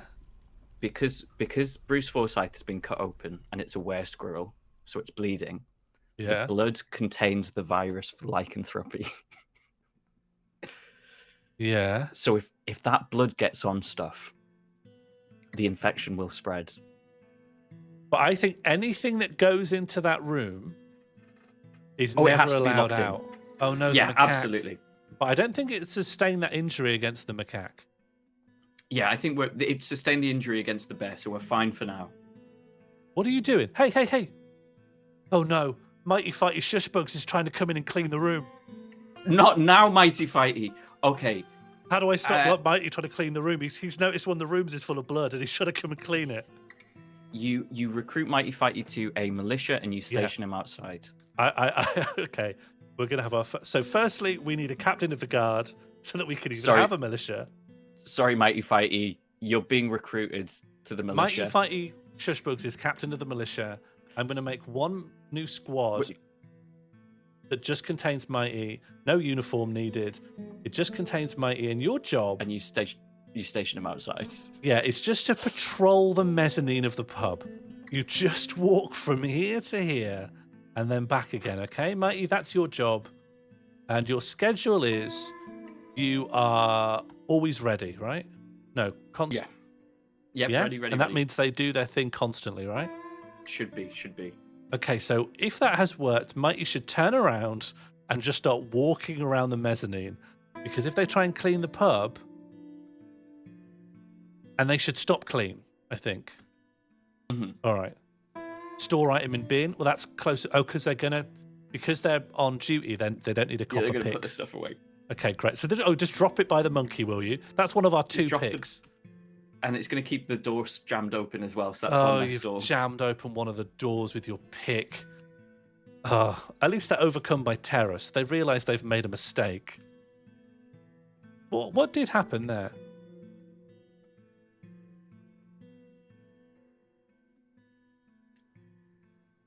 What's happened here? Oh, Captain Tom attacked Mighty Fighty. But Mighty Fighty just jumped away and said, "Help, save me," and now he's running away. So I'm sure they're going to be a great captain of the guard. You meet one Captain Tom and you absolutely piss yourself. Let me kill Captain Tom. No, Captain Tom is... Okay, one of the trains is going in to meet Bruce Forsyth. I don't think we're going to have time to work out our overarching objective tonight. No, maybe not today. I think next week we'll do it. Why has Captain Tom got a big X on his face? He's just suspended a door job underneath him. Oh, yeah. He's prevented a door from being built. Because he started swinging at our dwarves. The trains are still coming. Yeah, the trains really are turning up. Just in case you think there's a fight going on here, I want to make clear that this bear hasn't woken up in a few minutes. And I want to say that the Bruce Forsyth is scalping him, so we really need something else in there just to distract Bruce Forsyth. Here Are the comes trains train. hard? Oh, blood. The trains are made out of metal, aren't they? Yeah, I don't know if they bleed. I don't think they Check the should be combat able log. to. Check the combat log, please. All right, what's happening between? Okay, nothing yet. Nothing yet. It's not even fighting. It's just observing up close. Train is scared. The pacer train is fighting. The were-squirrel grabs the pacer train by the body with its left lower arm. The were-squirrel releases the grip of the were-squirrel's left lower arm on the agitated pacer train's body. I don't think it can do anything to it. It's got no limbs for it to grab onto. It's just got a torso made out of metal. Yeah, I think it's struggling to grab onto the train. Like, I guess if you imagine a were-squirrel trying to grab onto a train with your claws, you can't really. You've got nothing. You've got no purchase. There's no purchase. Yeah. I never thought about this, but I suppose the exterior of a train is actually designed to be hard to grab onto. And there's more trains coming. Oh, it's dead. Oh, the train is dead. Yeah. It's dead. What happened to it? Yeah, just tore at it. Just tore through the metal. Red Coyote tipped £3. Oh, no, not a spin, spin. please. No, it could be good. The spin could be good. The spin could be good. I don't think I can handle anymore, Sean. The train just got killed by a were-squirrel. If we build a trebuchet, well, I don't know how. I don't really know how we'll lure Bruce Forsyth onto the trebuchet. Goblin mode no longer seems like it's going to help. One of us won't help. No, it you won't can't help. convert Bruce because he's berserk. The thing is, one of us, right? That's the one where if that happens, we can convert one of the things on the map to our team. You can do this for Bruce Forsyth. However, Bruce Forsyth is in a permanent state of being berserk. So even though he's on your team, he doesn't distinguish between friends or foe. So it won't really change our problem. The only thing that might help us Nightmare Daydream. is Nightmare Daydream. Nightmare Daydream could ensure that we get a nightmare tamed. And if we do get a nightmare that's tamed, we could get that to fight Bruce Forsyth. But that is what is the health of Bruce Forsyth looking like? He got a cut on his arm. He's got a small cut on his arm. It's not even oozing with blood. His right upper arm is cut open, yeah. And if it's a bad wound, it lets you know. So you can really assume this is a scratch. Which is the minimum level of damage to be difficult for us because he will bleed a bit and that will spread his cursed blood. Yeah. However, a nightmare will... It depends. Nightmares are procedurally generated. So they could be incredibly powerful and be able to bat Bruce Forsyth away with no problem. Or they could be, worse than an albatross. We will see. Wheel pull.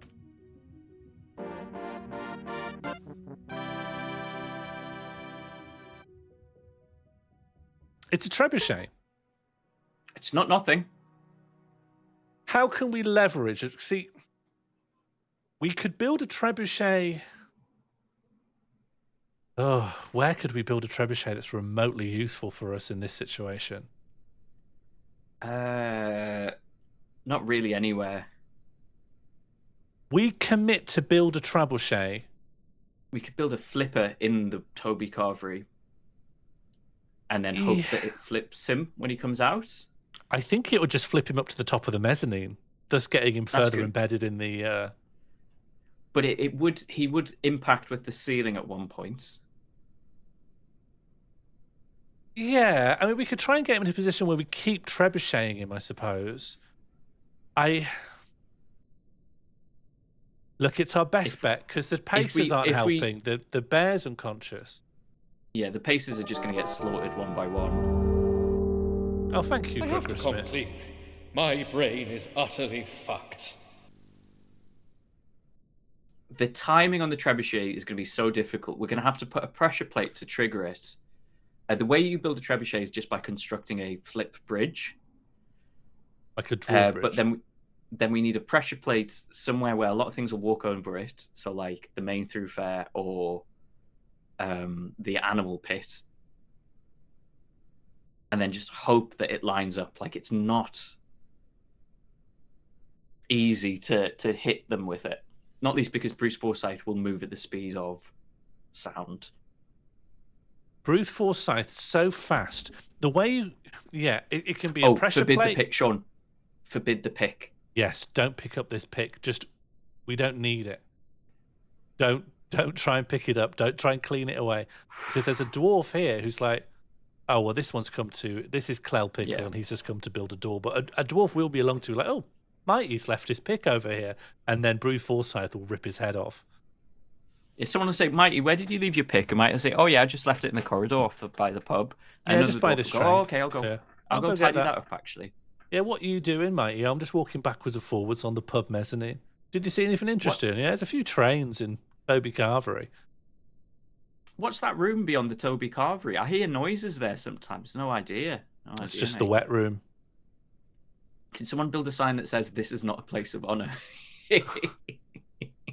Yeah, we do sort of need to seal this off. Okay, what's happening to the bear currently? Oh, he's just getting his head eaten, yeah. Yeah, just having his head shaken around. Jesus Christ. Okay, at this point, do we start locking the doors again? I don't know. The trains aren't going to help. The rhesus macaque isn't going to help. I don't know. Like, we're obligated. I'm surprised Hairguts is still alive. Strong skull. Thick you know, a grizzly bear can survive a bullet to the skull. Yeah. The skull's so thick. Yeah, more tragic bear. Well, I'd let it run for a little bit. Let's see whether the trains can actually get in and help. Shall I actually unpause? I've been going frame by frame, but shall I actually unpause for just a brief spell? Yeah, give it a little bit. Okay, bear died. 2 trains coming. Trains coming. Monkey coming back. Captain Tom's coming as well. Even if you shut the doors, the squirrel can still break them down. Yeah, over time. But honestly, not as much time as I thought. Oh, we've discovered a deeper cavern underground. Great. Congratulations, everyone. Oh, okay, it's lucky door time. It's lucky door time. It's lucky door. I just want to say, Clell Pickle is right next to Bruce Forsyth. What's Clell doing? Fighting. Clell? Yeah. Oh. The were-squirrels grabbed him by his legs. So okay, lock him. Are we losing Clell? Are we leaving? Is Clell forfeit? Oh, Clell's dead. Clell is so dead. What's Clell? What? Okay. Clell has spent half a second in the presence of Bruce Forsyth, and they have heavy bleeding. They're tired. They're winded. They can't breathe. They can't stand. They can't grasp. They've got motor nerve damage, and they've got sensory nerve damage. I think Clell. Lock the doors. I'll see you in the afterlife, Clell. I'll see you in Clell. Okay, but here's a problem. We can't lock the door that Clell is standing on. Mm-hmm. And this door hasn't been made yet. And this door hasn't been made yet. So if we lock this door, we can't make that door. And if we lock this door, we can't make that door. In that case, we frame by frame it for a bit. Let this horrid tragedy play out. And lock the middle door when it becomes appropriate. We've got 5 doors on the other side of the room that we could potentially lock as well. Yeah, it's a shame about this pub because someone died to make this pub, and now it's useless. And also, all of our store of food and drink are in here. Let's just see what's happening to Clell Pickle. Who, by the way, did survive the construction of the pub. The top of that combat log is the damage they took in the pub. Yeah. He landed on his head on some dolomite. At the moment, just the last thing that happened is that Bruce Forsyth just scratched him in the shoulder and fractured all of the bones in his arm and shoulder. So it hasn't gone well, I'd say. Okay, another pacer has been killed. 2 more pacers have been killed even. Oh, he's got a mangled corpse. And where's Clell? Clell's dead. So Cloud's dead. Clell's dead. Are you coming to Clell's construct dead. a building? Okay, Natalie's come Yeah. with a door, so we might get 1 extra door, which really genuinely would help. But we need to start thinking about... Oh, God. Yeah, Clell's been found dead. We're not going to be able to bury Clell for obvious reasons, because we can't let a Oh dwarf my go god, and Clell's going to come back from the dead. Yeah, Clell might come back as a ghost, but maybe, I don't know, the Bruce problem has to have been solved by then. Okay, so next steps. We don't even know whether the teardrops will create enough water to drown Bruce. This is it. What we could do, though, if I like the drowning idea, we could divert the river and drop Yes. the river on Bruce Forsyth's head. Yes, But it's going to be... can we do that before Bruce Forsyth breaks down 8 doors? That's the question. We need... Yes, I think we could maybe just get away with it. We need to create a channel with a floodgate in it. And then open it, right? Because we're going to have to dig into the cave to access it. Oh, no, it's fine. Okay, so you dig a tunnel from the surface to the cave, to the panic room. And yeah, we can as do near that. to the river as possible. Yeah. Oh, it's a bit of a way to the river. There's the river. If we divert the river all the way over to roughly here, and then just have it go down, down, down. Oh. Okay, let me remind myself of where... It's there is a clear route. There's a clear We'll have to come route. at it from the sides. We'll have to come at it from the side, the Z level above the room, and channel down into the room. Do you see what I'm... Like, we need to come above the room and then dig a hole in the floor. We could work backwards, right? Like, why don't we... Look, we'll go up a floor to here. Mm-hmm. Yep. And why don't we just start with a a staircase so that we've got No, access? no. Corridor first, and then... Which thing are you describing as the corridor? You go ahead. I don't think I can... I'm too excited to explain it well. I'm basically saying we need another mezzanine. Might you fight? You're right. You just want another mezzanine, but it could just be... It could be so simple. My incredibly simplified version is we just use a normal dwarf staircase down to the floor above, and You've then got to dodge that room in the farm zone, but that's fine. No, you don't. You can scroll all the way up from here. This is me scrolling up to the surface, down to Okay. Bruce. We are fine. But we can't dig a staircase to Bruce's room. No, we because then can't. We Bruce can can't. use the But staircase. what we dig out some of that room, and then we just dig out some of the ceiling. Yeah. Okay. Go. Yeah. So go. I'm just going to start here, and then we'll dig up to the surface. And I'm going to put everything here priority 1, right? So it's just incredibly important that this stuff happens. And then we channel almost all the way to the river, but not the whole way. Yeah. So then we're going to dig this really long channel through our farm to not quite the river, but this far. Oh, You're going to have to get rid of the farm. no more farm. Remove farm. We can't afford to have this farm here. We need to kill Bruce Forsyth. Please. And then also anything that's not important is cancelled. Like anything that's going on that you think's important. No smoothing. Oh, everyone's putting fucking meat in the Meat in graveyard. the meat pit. All right. Well, there's This some is a things I great can't game. cancel, but Okay. I'm going to take Mighty. Look, we can't afford to have Mighty just walking backwards and forwards, right? We need all hands on decks now. So Yeah. Mighty's relieved of But Mighty, pacing. Mighty has just dropped their pick in the Bruce Forsyth corridor. And Yeah. if you do check under Clell Pickle's corpse, I think we'll find another pick. No, I think that's Mighty's pick. I think Okay, Clell it could have just been worse. died onto Mighty's pick. They did, however, leave their lower left back tooth. Their lower left back tooth their lower left back tooth, and their lower left back tooth. So that's a shame that we can't use those. All right. I need to unpause to let these labours happen, Yeah. but I'm very scared. I'm very scared that's going to go wrong for us. Can we have a... can we just... Can I do a safety day in the save? life. Go on. Beat yourself. Still struggling with Bruce. That was the last safety save.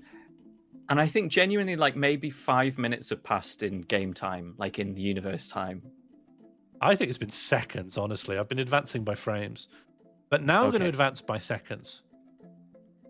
Here we go.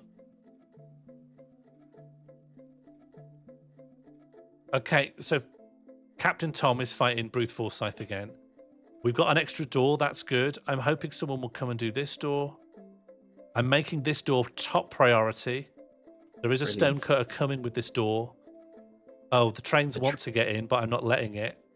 I There's could no let the point. trains. I could let the There's no point. What's the point of it? I don't know. We've seen what they can do to Bruce, and that's Okay. less than nothing. This is good news. All the doors are in Shum, place, so shum, we can shum. lock all the doors. We have time. Yeah? Yeah. And if he starts eating his way through all those doors, maybe. I don't think he's eating the doors. I don't think he's eating the doors. What do you think he's doing? I think he's just smashing. I don't think he's eating the doors. They're made of stone. And maybe we can do our day in the life by following our miners as well. No, we'll do a And- proper one of those during peacetime, I think. We'll just remember the stuff that hasn't been honoured yet. Okay, this is all good. I think this is a mistake, though. I think this should just be a channel as well. No. They need to get out. They need to be able to get out. And Yeah, if, frankly, but if Bruce... will the water if- go in there? Yes, because it's the level down. Yeah. I get you. So we need a... Oh, what's it called? Like the sluice gate thing. A floodgate, yeah. A floodgate, that's it. Do we need mechanisms for that? We have some mechanisms, don't we? Yes, yeah. A door can also work, but you have to deconstruct it, and it's not great. So how about... Oh, God, what's going on here? Oh, you're just breaking down... What are you doing? Oh, Health. he's just charged Captain Tom. He's destroyed another I'm- door. That's fine. It's actually one of the doors that was stuck open with Pacer Train body, so it doesn't change the math any. That's good. That's good. It does worry me how fast He can do it. Bruce can break a it's- door. He can. The dwarves are working fast. He can change. We need that bottom level planned out pretty too. Yeah, okay, so I'm going to make a bit of this, Mm-hmm. and maybe one more row here. No. Less Yeah, rows, because this is just we just need door. the water. We need the water to get there quick, and then a channel. So how about just 1, 2, and then this is a Yeah. channel, yeah? Yeah. And then that will mean that we've dug through the ceiling, and then there's a hole, and then that's where the water will go. And then on this end, on the surface, there's this big channel. Shall I build a lever so that we can... Yeah. So... You can plonk a floodgate in that channel now, anywhere pretty much, and a lever. Oh, yeah, as you're well. right. So I'll pop a lever next to this Wambler. We can always stop the water later by other means if it gets out of And then this floodgate... Z level here. down. So 1 level down from where we are. Oh, yeah. I can't build it. Blocked at this location. Are we missing something? Yeah, I think you need to get rid of the ramp, maybe. So that's That's the digging designation, and it's the no stairs, and you just choose one of those. Okay. There we go. What is Bruce when he's not a squirrel? We'll find out if he survives long enough. He should turn back eventually. Bruce Yeah. swimming out would actually solve our problem a little bit because we could lock the doors. Yeah, The we could just put him fortress. somewhere else. We could put him in a more secure thing. I don't 100% know what a permanent solution to Bruce would be other than Bruce being killed. Oh, see what floor grates you can make, because a floor grate might... Don't you need metal for floor grates, though? And we don't have any. I think so. Yeah. Machines and fluids, floodgate, pop that there. Make a Oh, they need workshop to make first. Okay. I'm just going to tell them to make one floodgate. I'm not going to do like an order of 10. Thank you, Captain Tom, once again being an absolute hero by keeping the macaque busy. Can you guys leave the... What are you all doing? Can you leave the pub? Hang on, I said this zone's off limits. People are hanging out in the nut of bridges. And they're all singing songs. They're simulating Ostam. I don't know what that means. It's an instrument, so he's pretending to be. He's got sort of going. Dung, dung, Oh dung, yeah, dung. he's making an instrument noise with his mouth. Okay, find the mechanisms place, which I think is by our stone, and then we're going to build a flood. Oh, it's not here. Oh, do you build a floodgate in here? Stonemasons, yeah. Make a rock floodgate, just the one, please, and make it high priority. Thank you. We could. I think he'll destroy floodgates as well. I think we just got to rely on the water and him not being good at swimming. That's all I've got for you. Why do we need a floodgate? Because if we can just channel here and everything else is ready... It means we can later on we can pump the water out and we don't have a... Oh, a it means massive... it will be useful for us in the future. Yeah, because we're essentially connecting an infinite source of water to the lower levels of our fort here. Yeah. So we want to keep that for utility purposes. All right.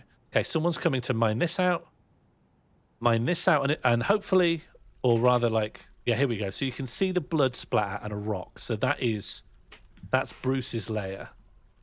Okay, can you go into the manager and see whether there's any floor grates we could make? Because if you make a floor grate, we're perfectly safe. Oh, are you worried about Bruce jumping up? He potentially, well, swimming up when the water gets in. Oh God, what does floating up with the water? Yeah, we need a grate. Okay, great. Oh, brilliant! They can be made out of wood at the carpenter's workshop. Wooden grate, great. Yeah, make 10 wooden grates. Great wooden grate. Okay, I'd go straight to the workshop, actually, Sean. Don't even wait for the manager to sign off on it. Yep. All right, so carpentry is... Where did I put our carpentry? Was it in here? I think... Yeah. Oh, ashery. Carpentry, good. Wooden grate. Sorry, I just wrote the word grate instead. Make a grate, make that high priority. Off you go. Back up here. Can we build the floodgate yet? Has that been made? Yes, claystone floodgates are go. Someone's going to come and place that down. Gomelon has made a masterpiece dolomite door. Perfect. Not Hopefully the time, Gomelon. Well, it could be. Well, actually, you know, it would be handy. How come there's a dead pacer in Toby Carvery? Ooh. That's concerning. Oh, a hammerman is visiting. Is that good for us? Yes, if he's a monster hunter. He might be a monster hunter. Yeah. So we've been visited by Sheshat Pebulestra, who has just come here to hit monsters with hammers. Although they are a professional glassmaker, so this must be their hobby. They're probably just going to hang out at the pub, though. But that means if Bruce Forsyth gets out, there is a guy with a big hammer. That is handy. Loads of trains have just died after meeting Bruce. Like one's here dead on the stairway. Are they not just dying from from pacer train death disease, which is something we've had a few times? Rambutan wood grates. Okay, that's good news. Nice. And then up here, do we have the floodgate? Yeah, we do. So we have to connect it. Link lever, pull lever. There we go. And can we tell if that's up or down currently? It looks like it might be down. Yeah, there's a visual indicator, so you can dig the rest of the thingy now. Yeah, cool. And then we're going to channel this. This is good. This might work. We might drown Bruce Forsyth. Sean, it's mad enough to just might work. Okay, the grate is in place. We didn't need a dwarf to cry down here. We could just use the river. God's tears. Bruce Forsyth has broken another door. There are only 5 doors left between Bruce Forsyth and the Toby Carvery. Dudung. And for some reason, everyone's hanging out. I've told you, you can't come here anymore. Everyone is here. Like, 3/4 of our dwarves are hanging out here. Okay. Are we ready? Yes, we are. It's time, isn't it? Pull the lever. Yes. Okay. Yes. I'm sending a dwarf to pull. Let's talk this through. This is our river. I am sending a dwarf to pull this lever, which will open this floodgate, which will let this water come through. It will travel through this channel, all the way to this staircase. It will go all the way down to this floor, then travel through this grate where it will start filling up, hopefully faster than Bruce Foresight could destroy these doors. We have a grate here so that Bruce can't float up with the water and escape. I don't know what we've missed. if this doesn't work. Are the doors waterproof? Are doors waterproof? Yes, doors will block water.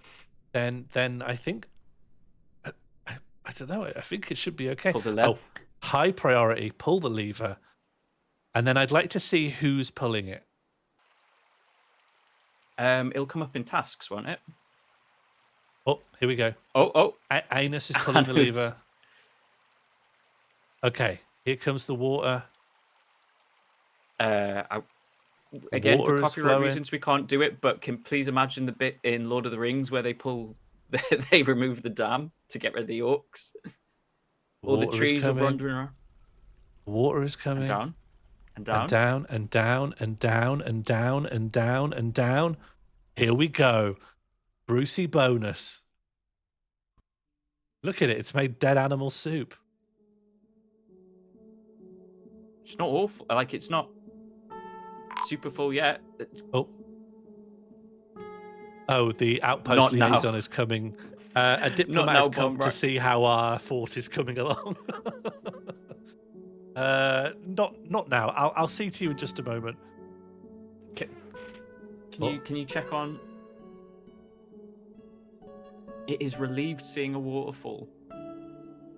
Oh, the last thing it's going to think is that it was relieved to see a waterfall.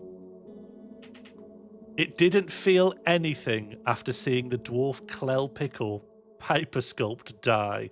It didn't feel anything after seeing a pacer train die. It didn't feel anything while in conflict.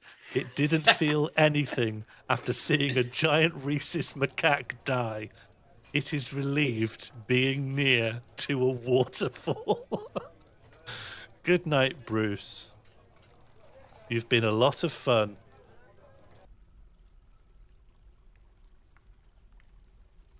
Are you? Bruce, are you fine? Bruce? Bruce, are you fine?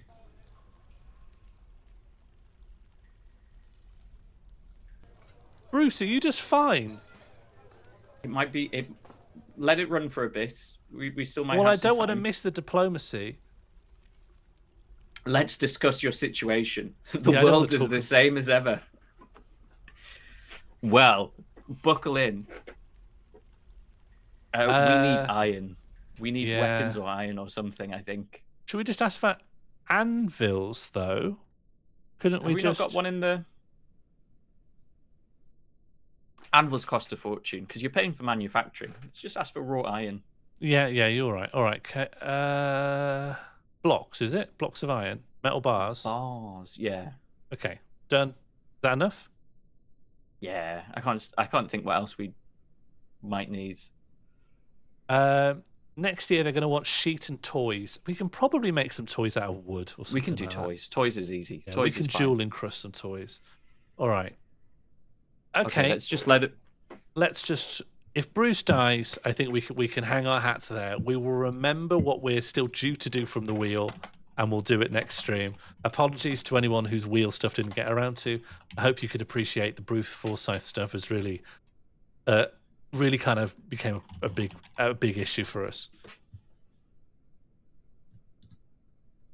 I'm not confident that Bruce is going to drown. This is a long time to be underwater.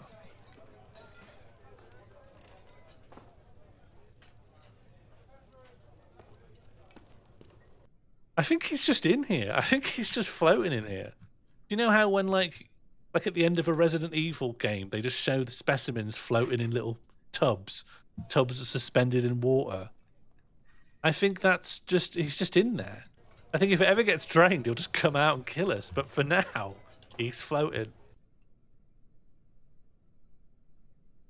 Yeah, I think he's just in there. Also, we've just had some new... Oh, we attracted no migrants.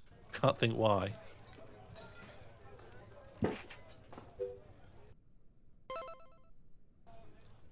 Hello, Jambird. Have you caught much of what's happened this stream? And we've had a were-squirrel called Bruce Forsyth try to knock down into the Toby Carvery. Luckily, Captain Tom and Clell Pickle held him off long enough that we've suspended him in water from a diverted river. Well, Gommelon, it's even worse now, because if we were to open the 5 doors, not only would Bruce Forsyth come out and attack everyone, but obviously the whole fortress would be drowned. Like, the water would flow everywhere. Maybe it's time to pull the lever again to stop the water flow. Oh, that is good. Yeah, there isn't really water pressure per se, but it's probably best practice. It has stopped him attacking the doors, which is nice. I think we are safe.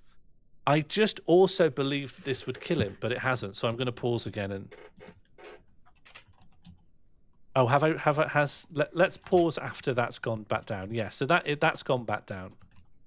And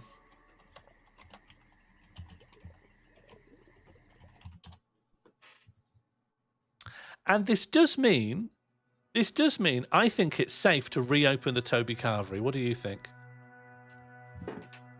Drinks are on me. Pass me the rhesus macaque blood. The drinks are on me. Get that Pacer Train corpse out of the way. It's time to enjoy some lovely dwarven rum.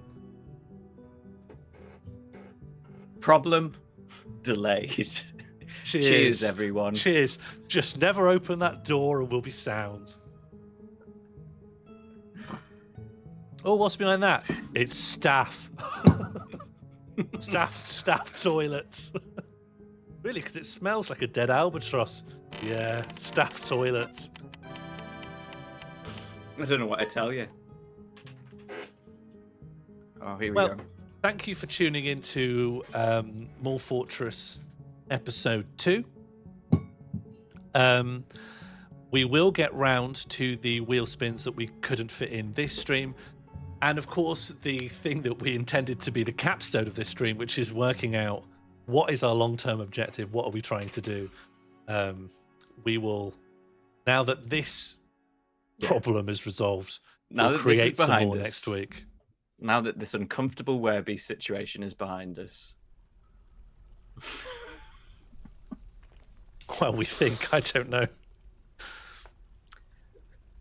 It's behind 5 locked doors. For me, that's it. It's gone. That's true. I'm a real problem in front of me, guy. You know? I just think we need to dig in the wrong square. We not only have a flood, but everyone becomes a squirrel once a month. The problem is that it's not even like, oh, careful this squirrel, you could get infected. You won't live long enough to see your monthly transformation. This thing is incredibly strong. The Hammerman's here, though. The Hammerman. You show Bruce Forsyth this Hammerman, and you'll see the Hammerman grabbed by the head and swung around like a sweet ceiling fan.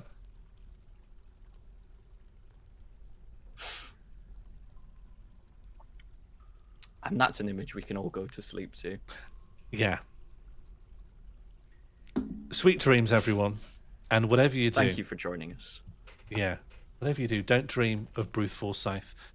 Thank you all for tuning in. Thank you to everyone who watched, donated, participated, voted in the polls, helped. And of course, can we all get a big thanks to Catbox for being co-planner, co-hoster, co-analyst, co-expert. My absolute pleasure, Sean. Thank you so much for putting this madness together. Thank you, everyone, for donating and supporting. And thank you to Captain Tom and her guts for your sacrifice. I'll Thank be you, banging a Captain pan Tom. for you tonight. I'm going to bang all my saucepans together for her guts tonight. Get your baking trays out. The heroes have been here. Hands out for the bears. Bread. Good night, everyone.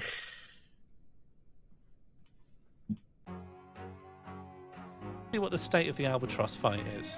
Yeah, unconscious. We're looking for purple text, which usually tells you if something's really bad that's happened. It's having a tendon in its skull repeatedly bruised.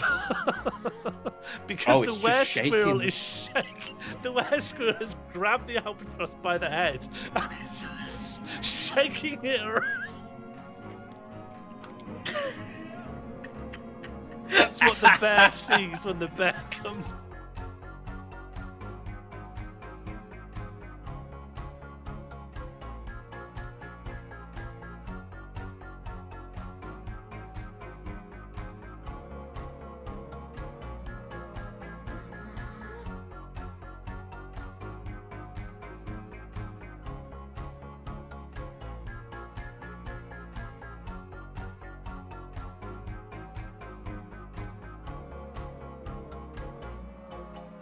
Marinated in Slap 'em. thoughts.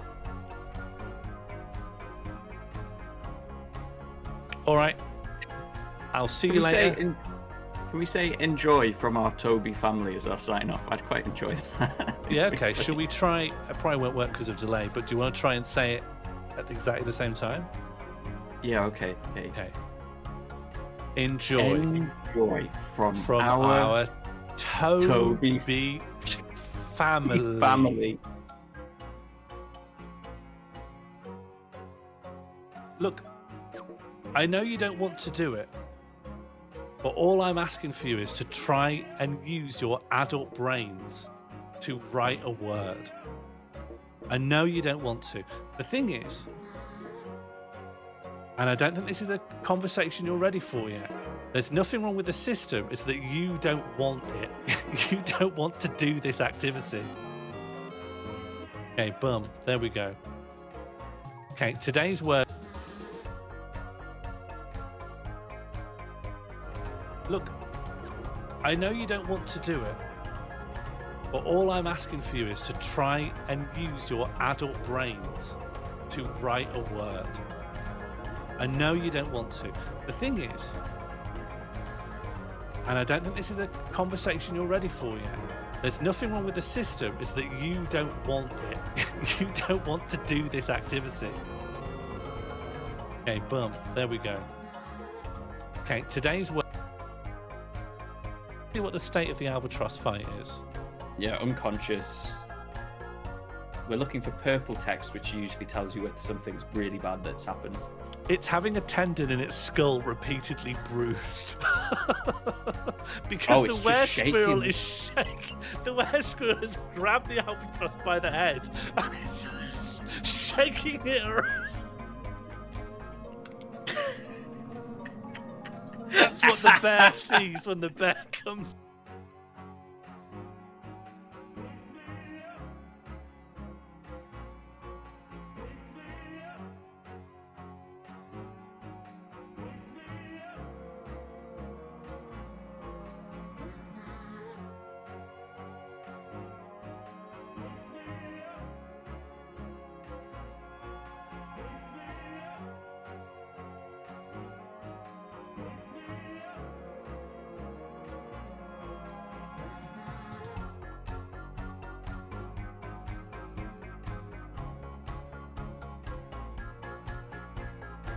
Look, I know you don't want to do it, but all I'm asking for you is to try and use your adult brains to write a word. I know you don't want to. The thing is, and I don't think this is a conversation you're ready for yet, there's nothing wrong with the system, it's that you don't want it. You don't want to do this activity. Okay, boom, there we go. Okay, today's word.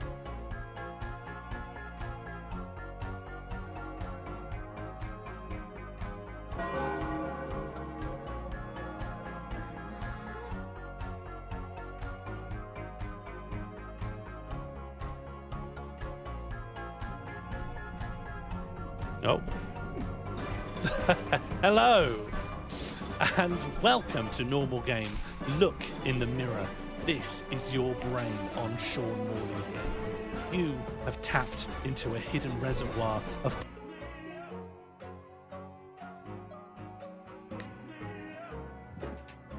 Drinks are on me.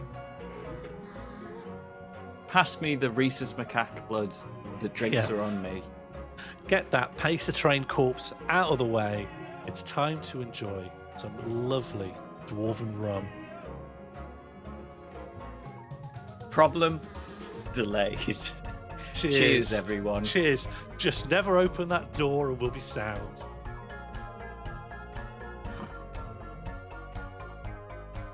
Marinated in thoughts.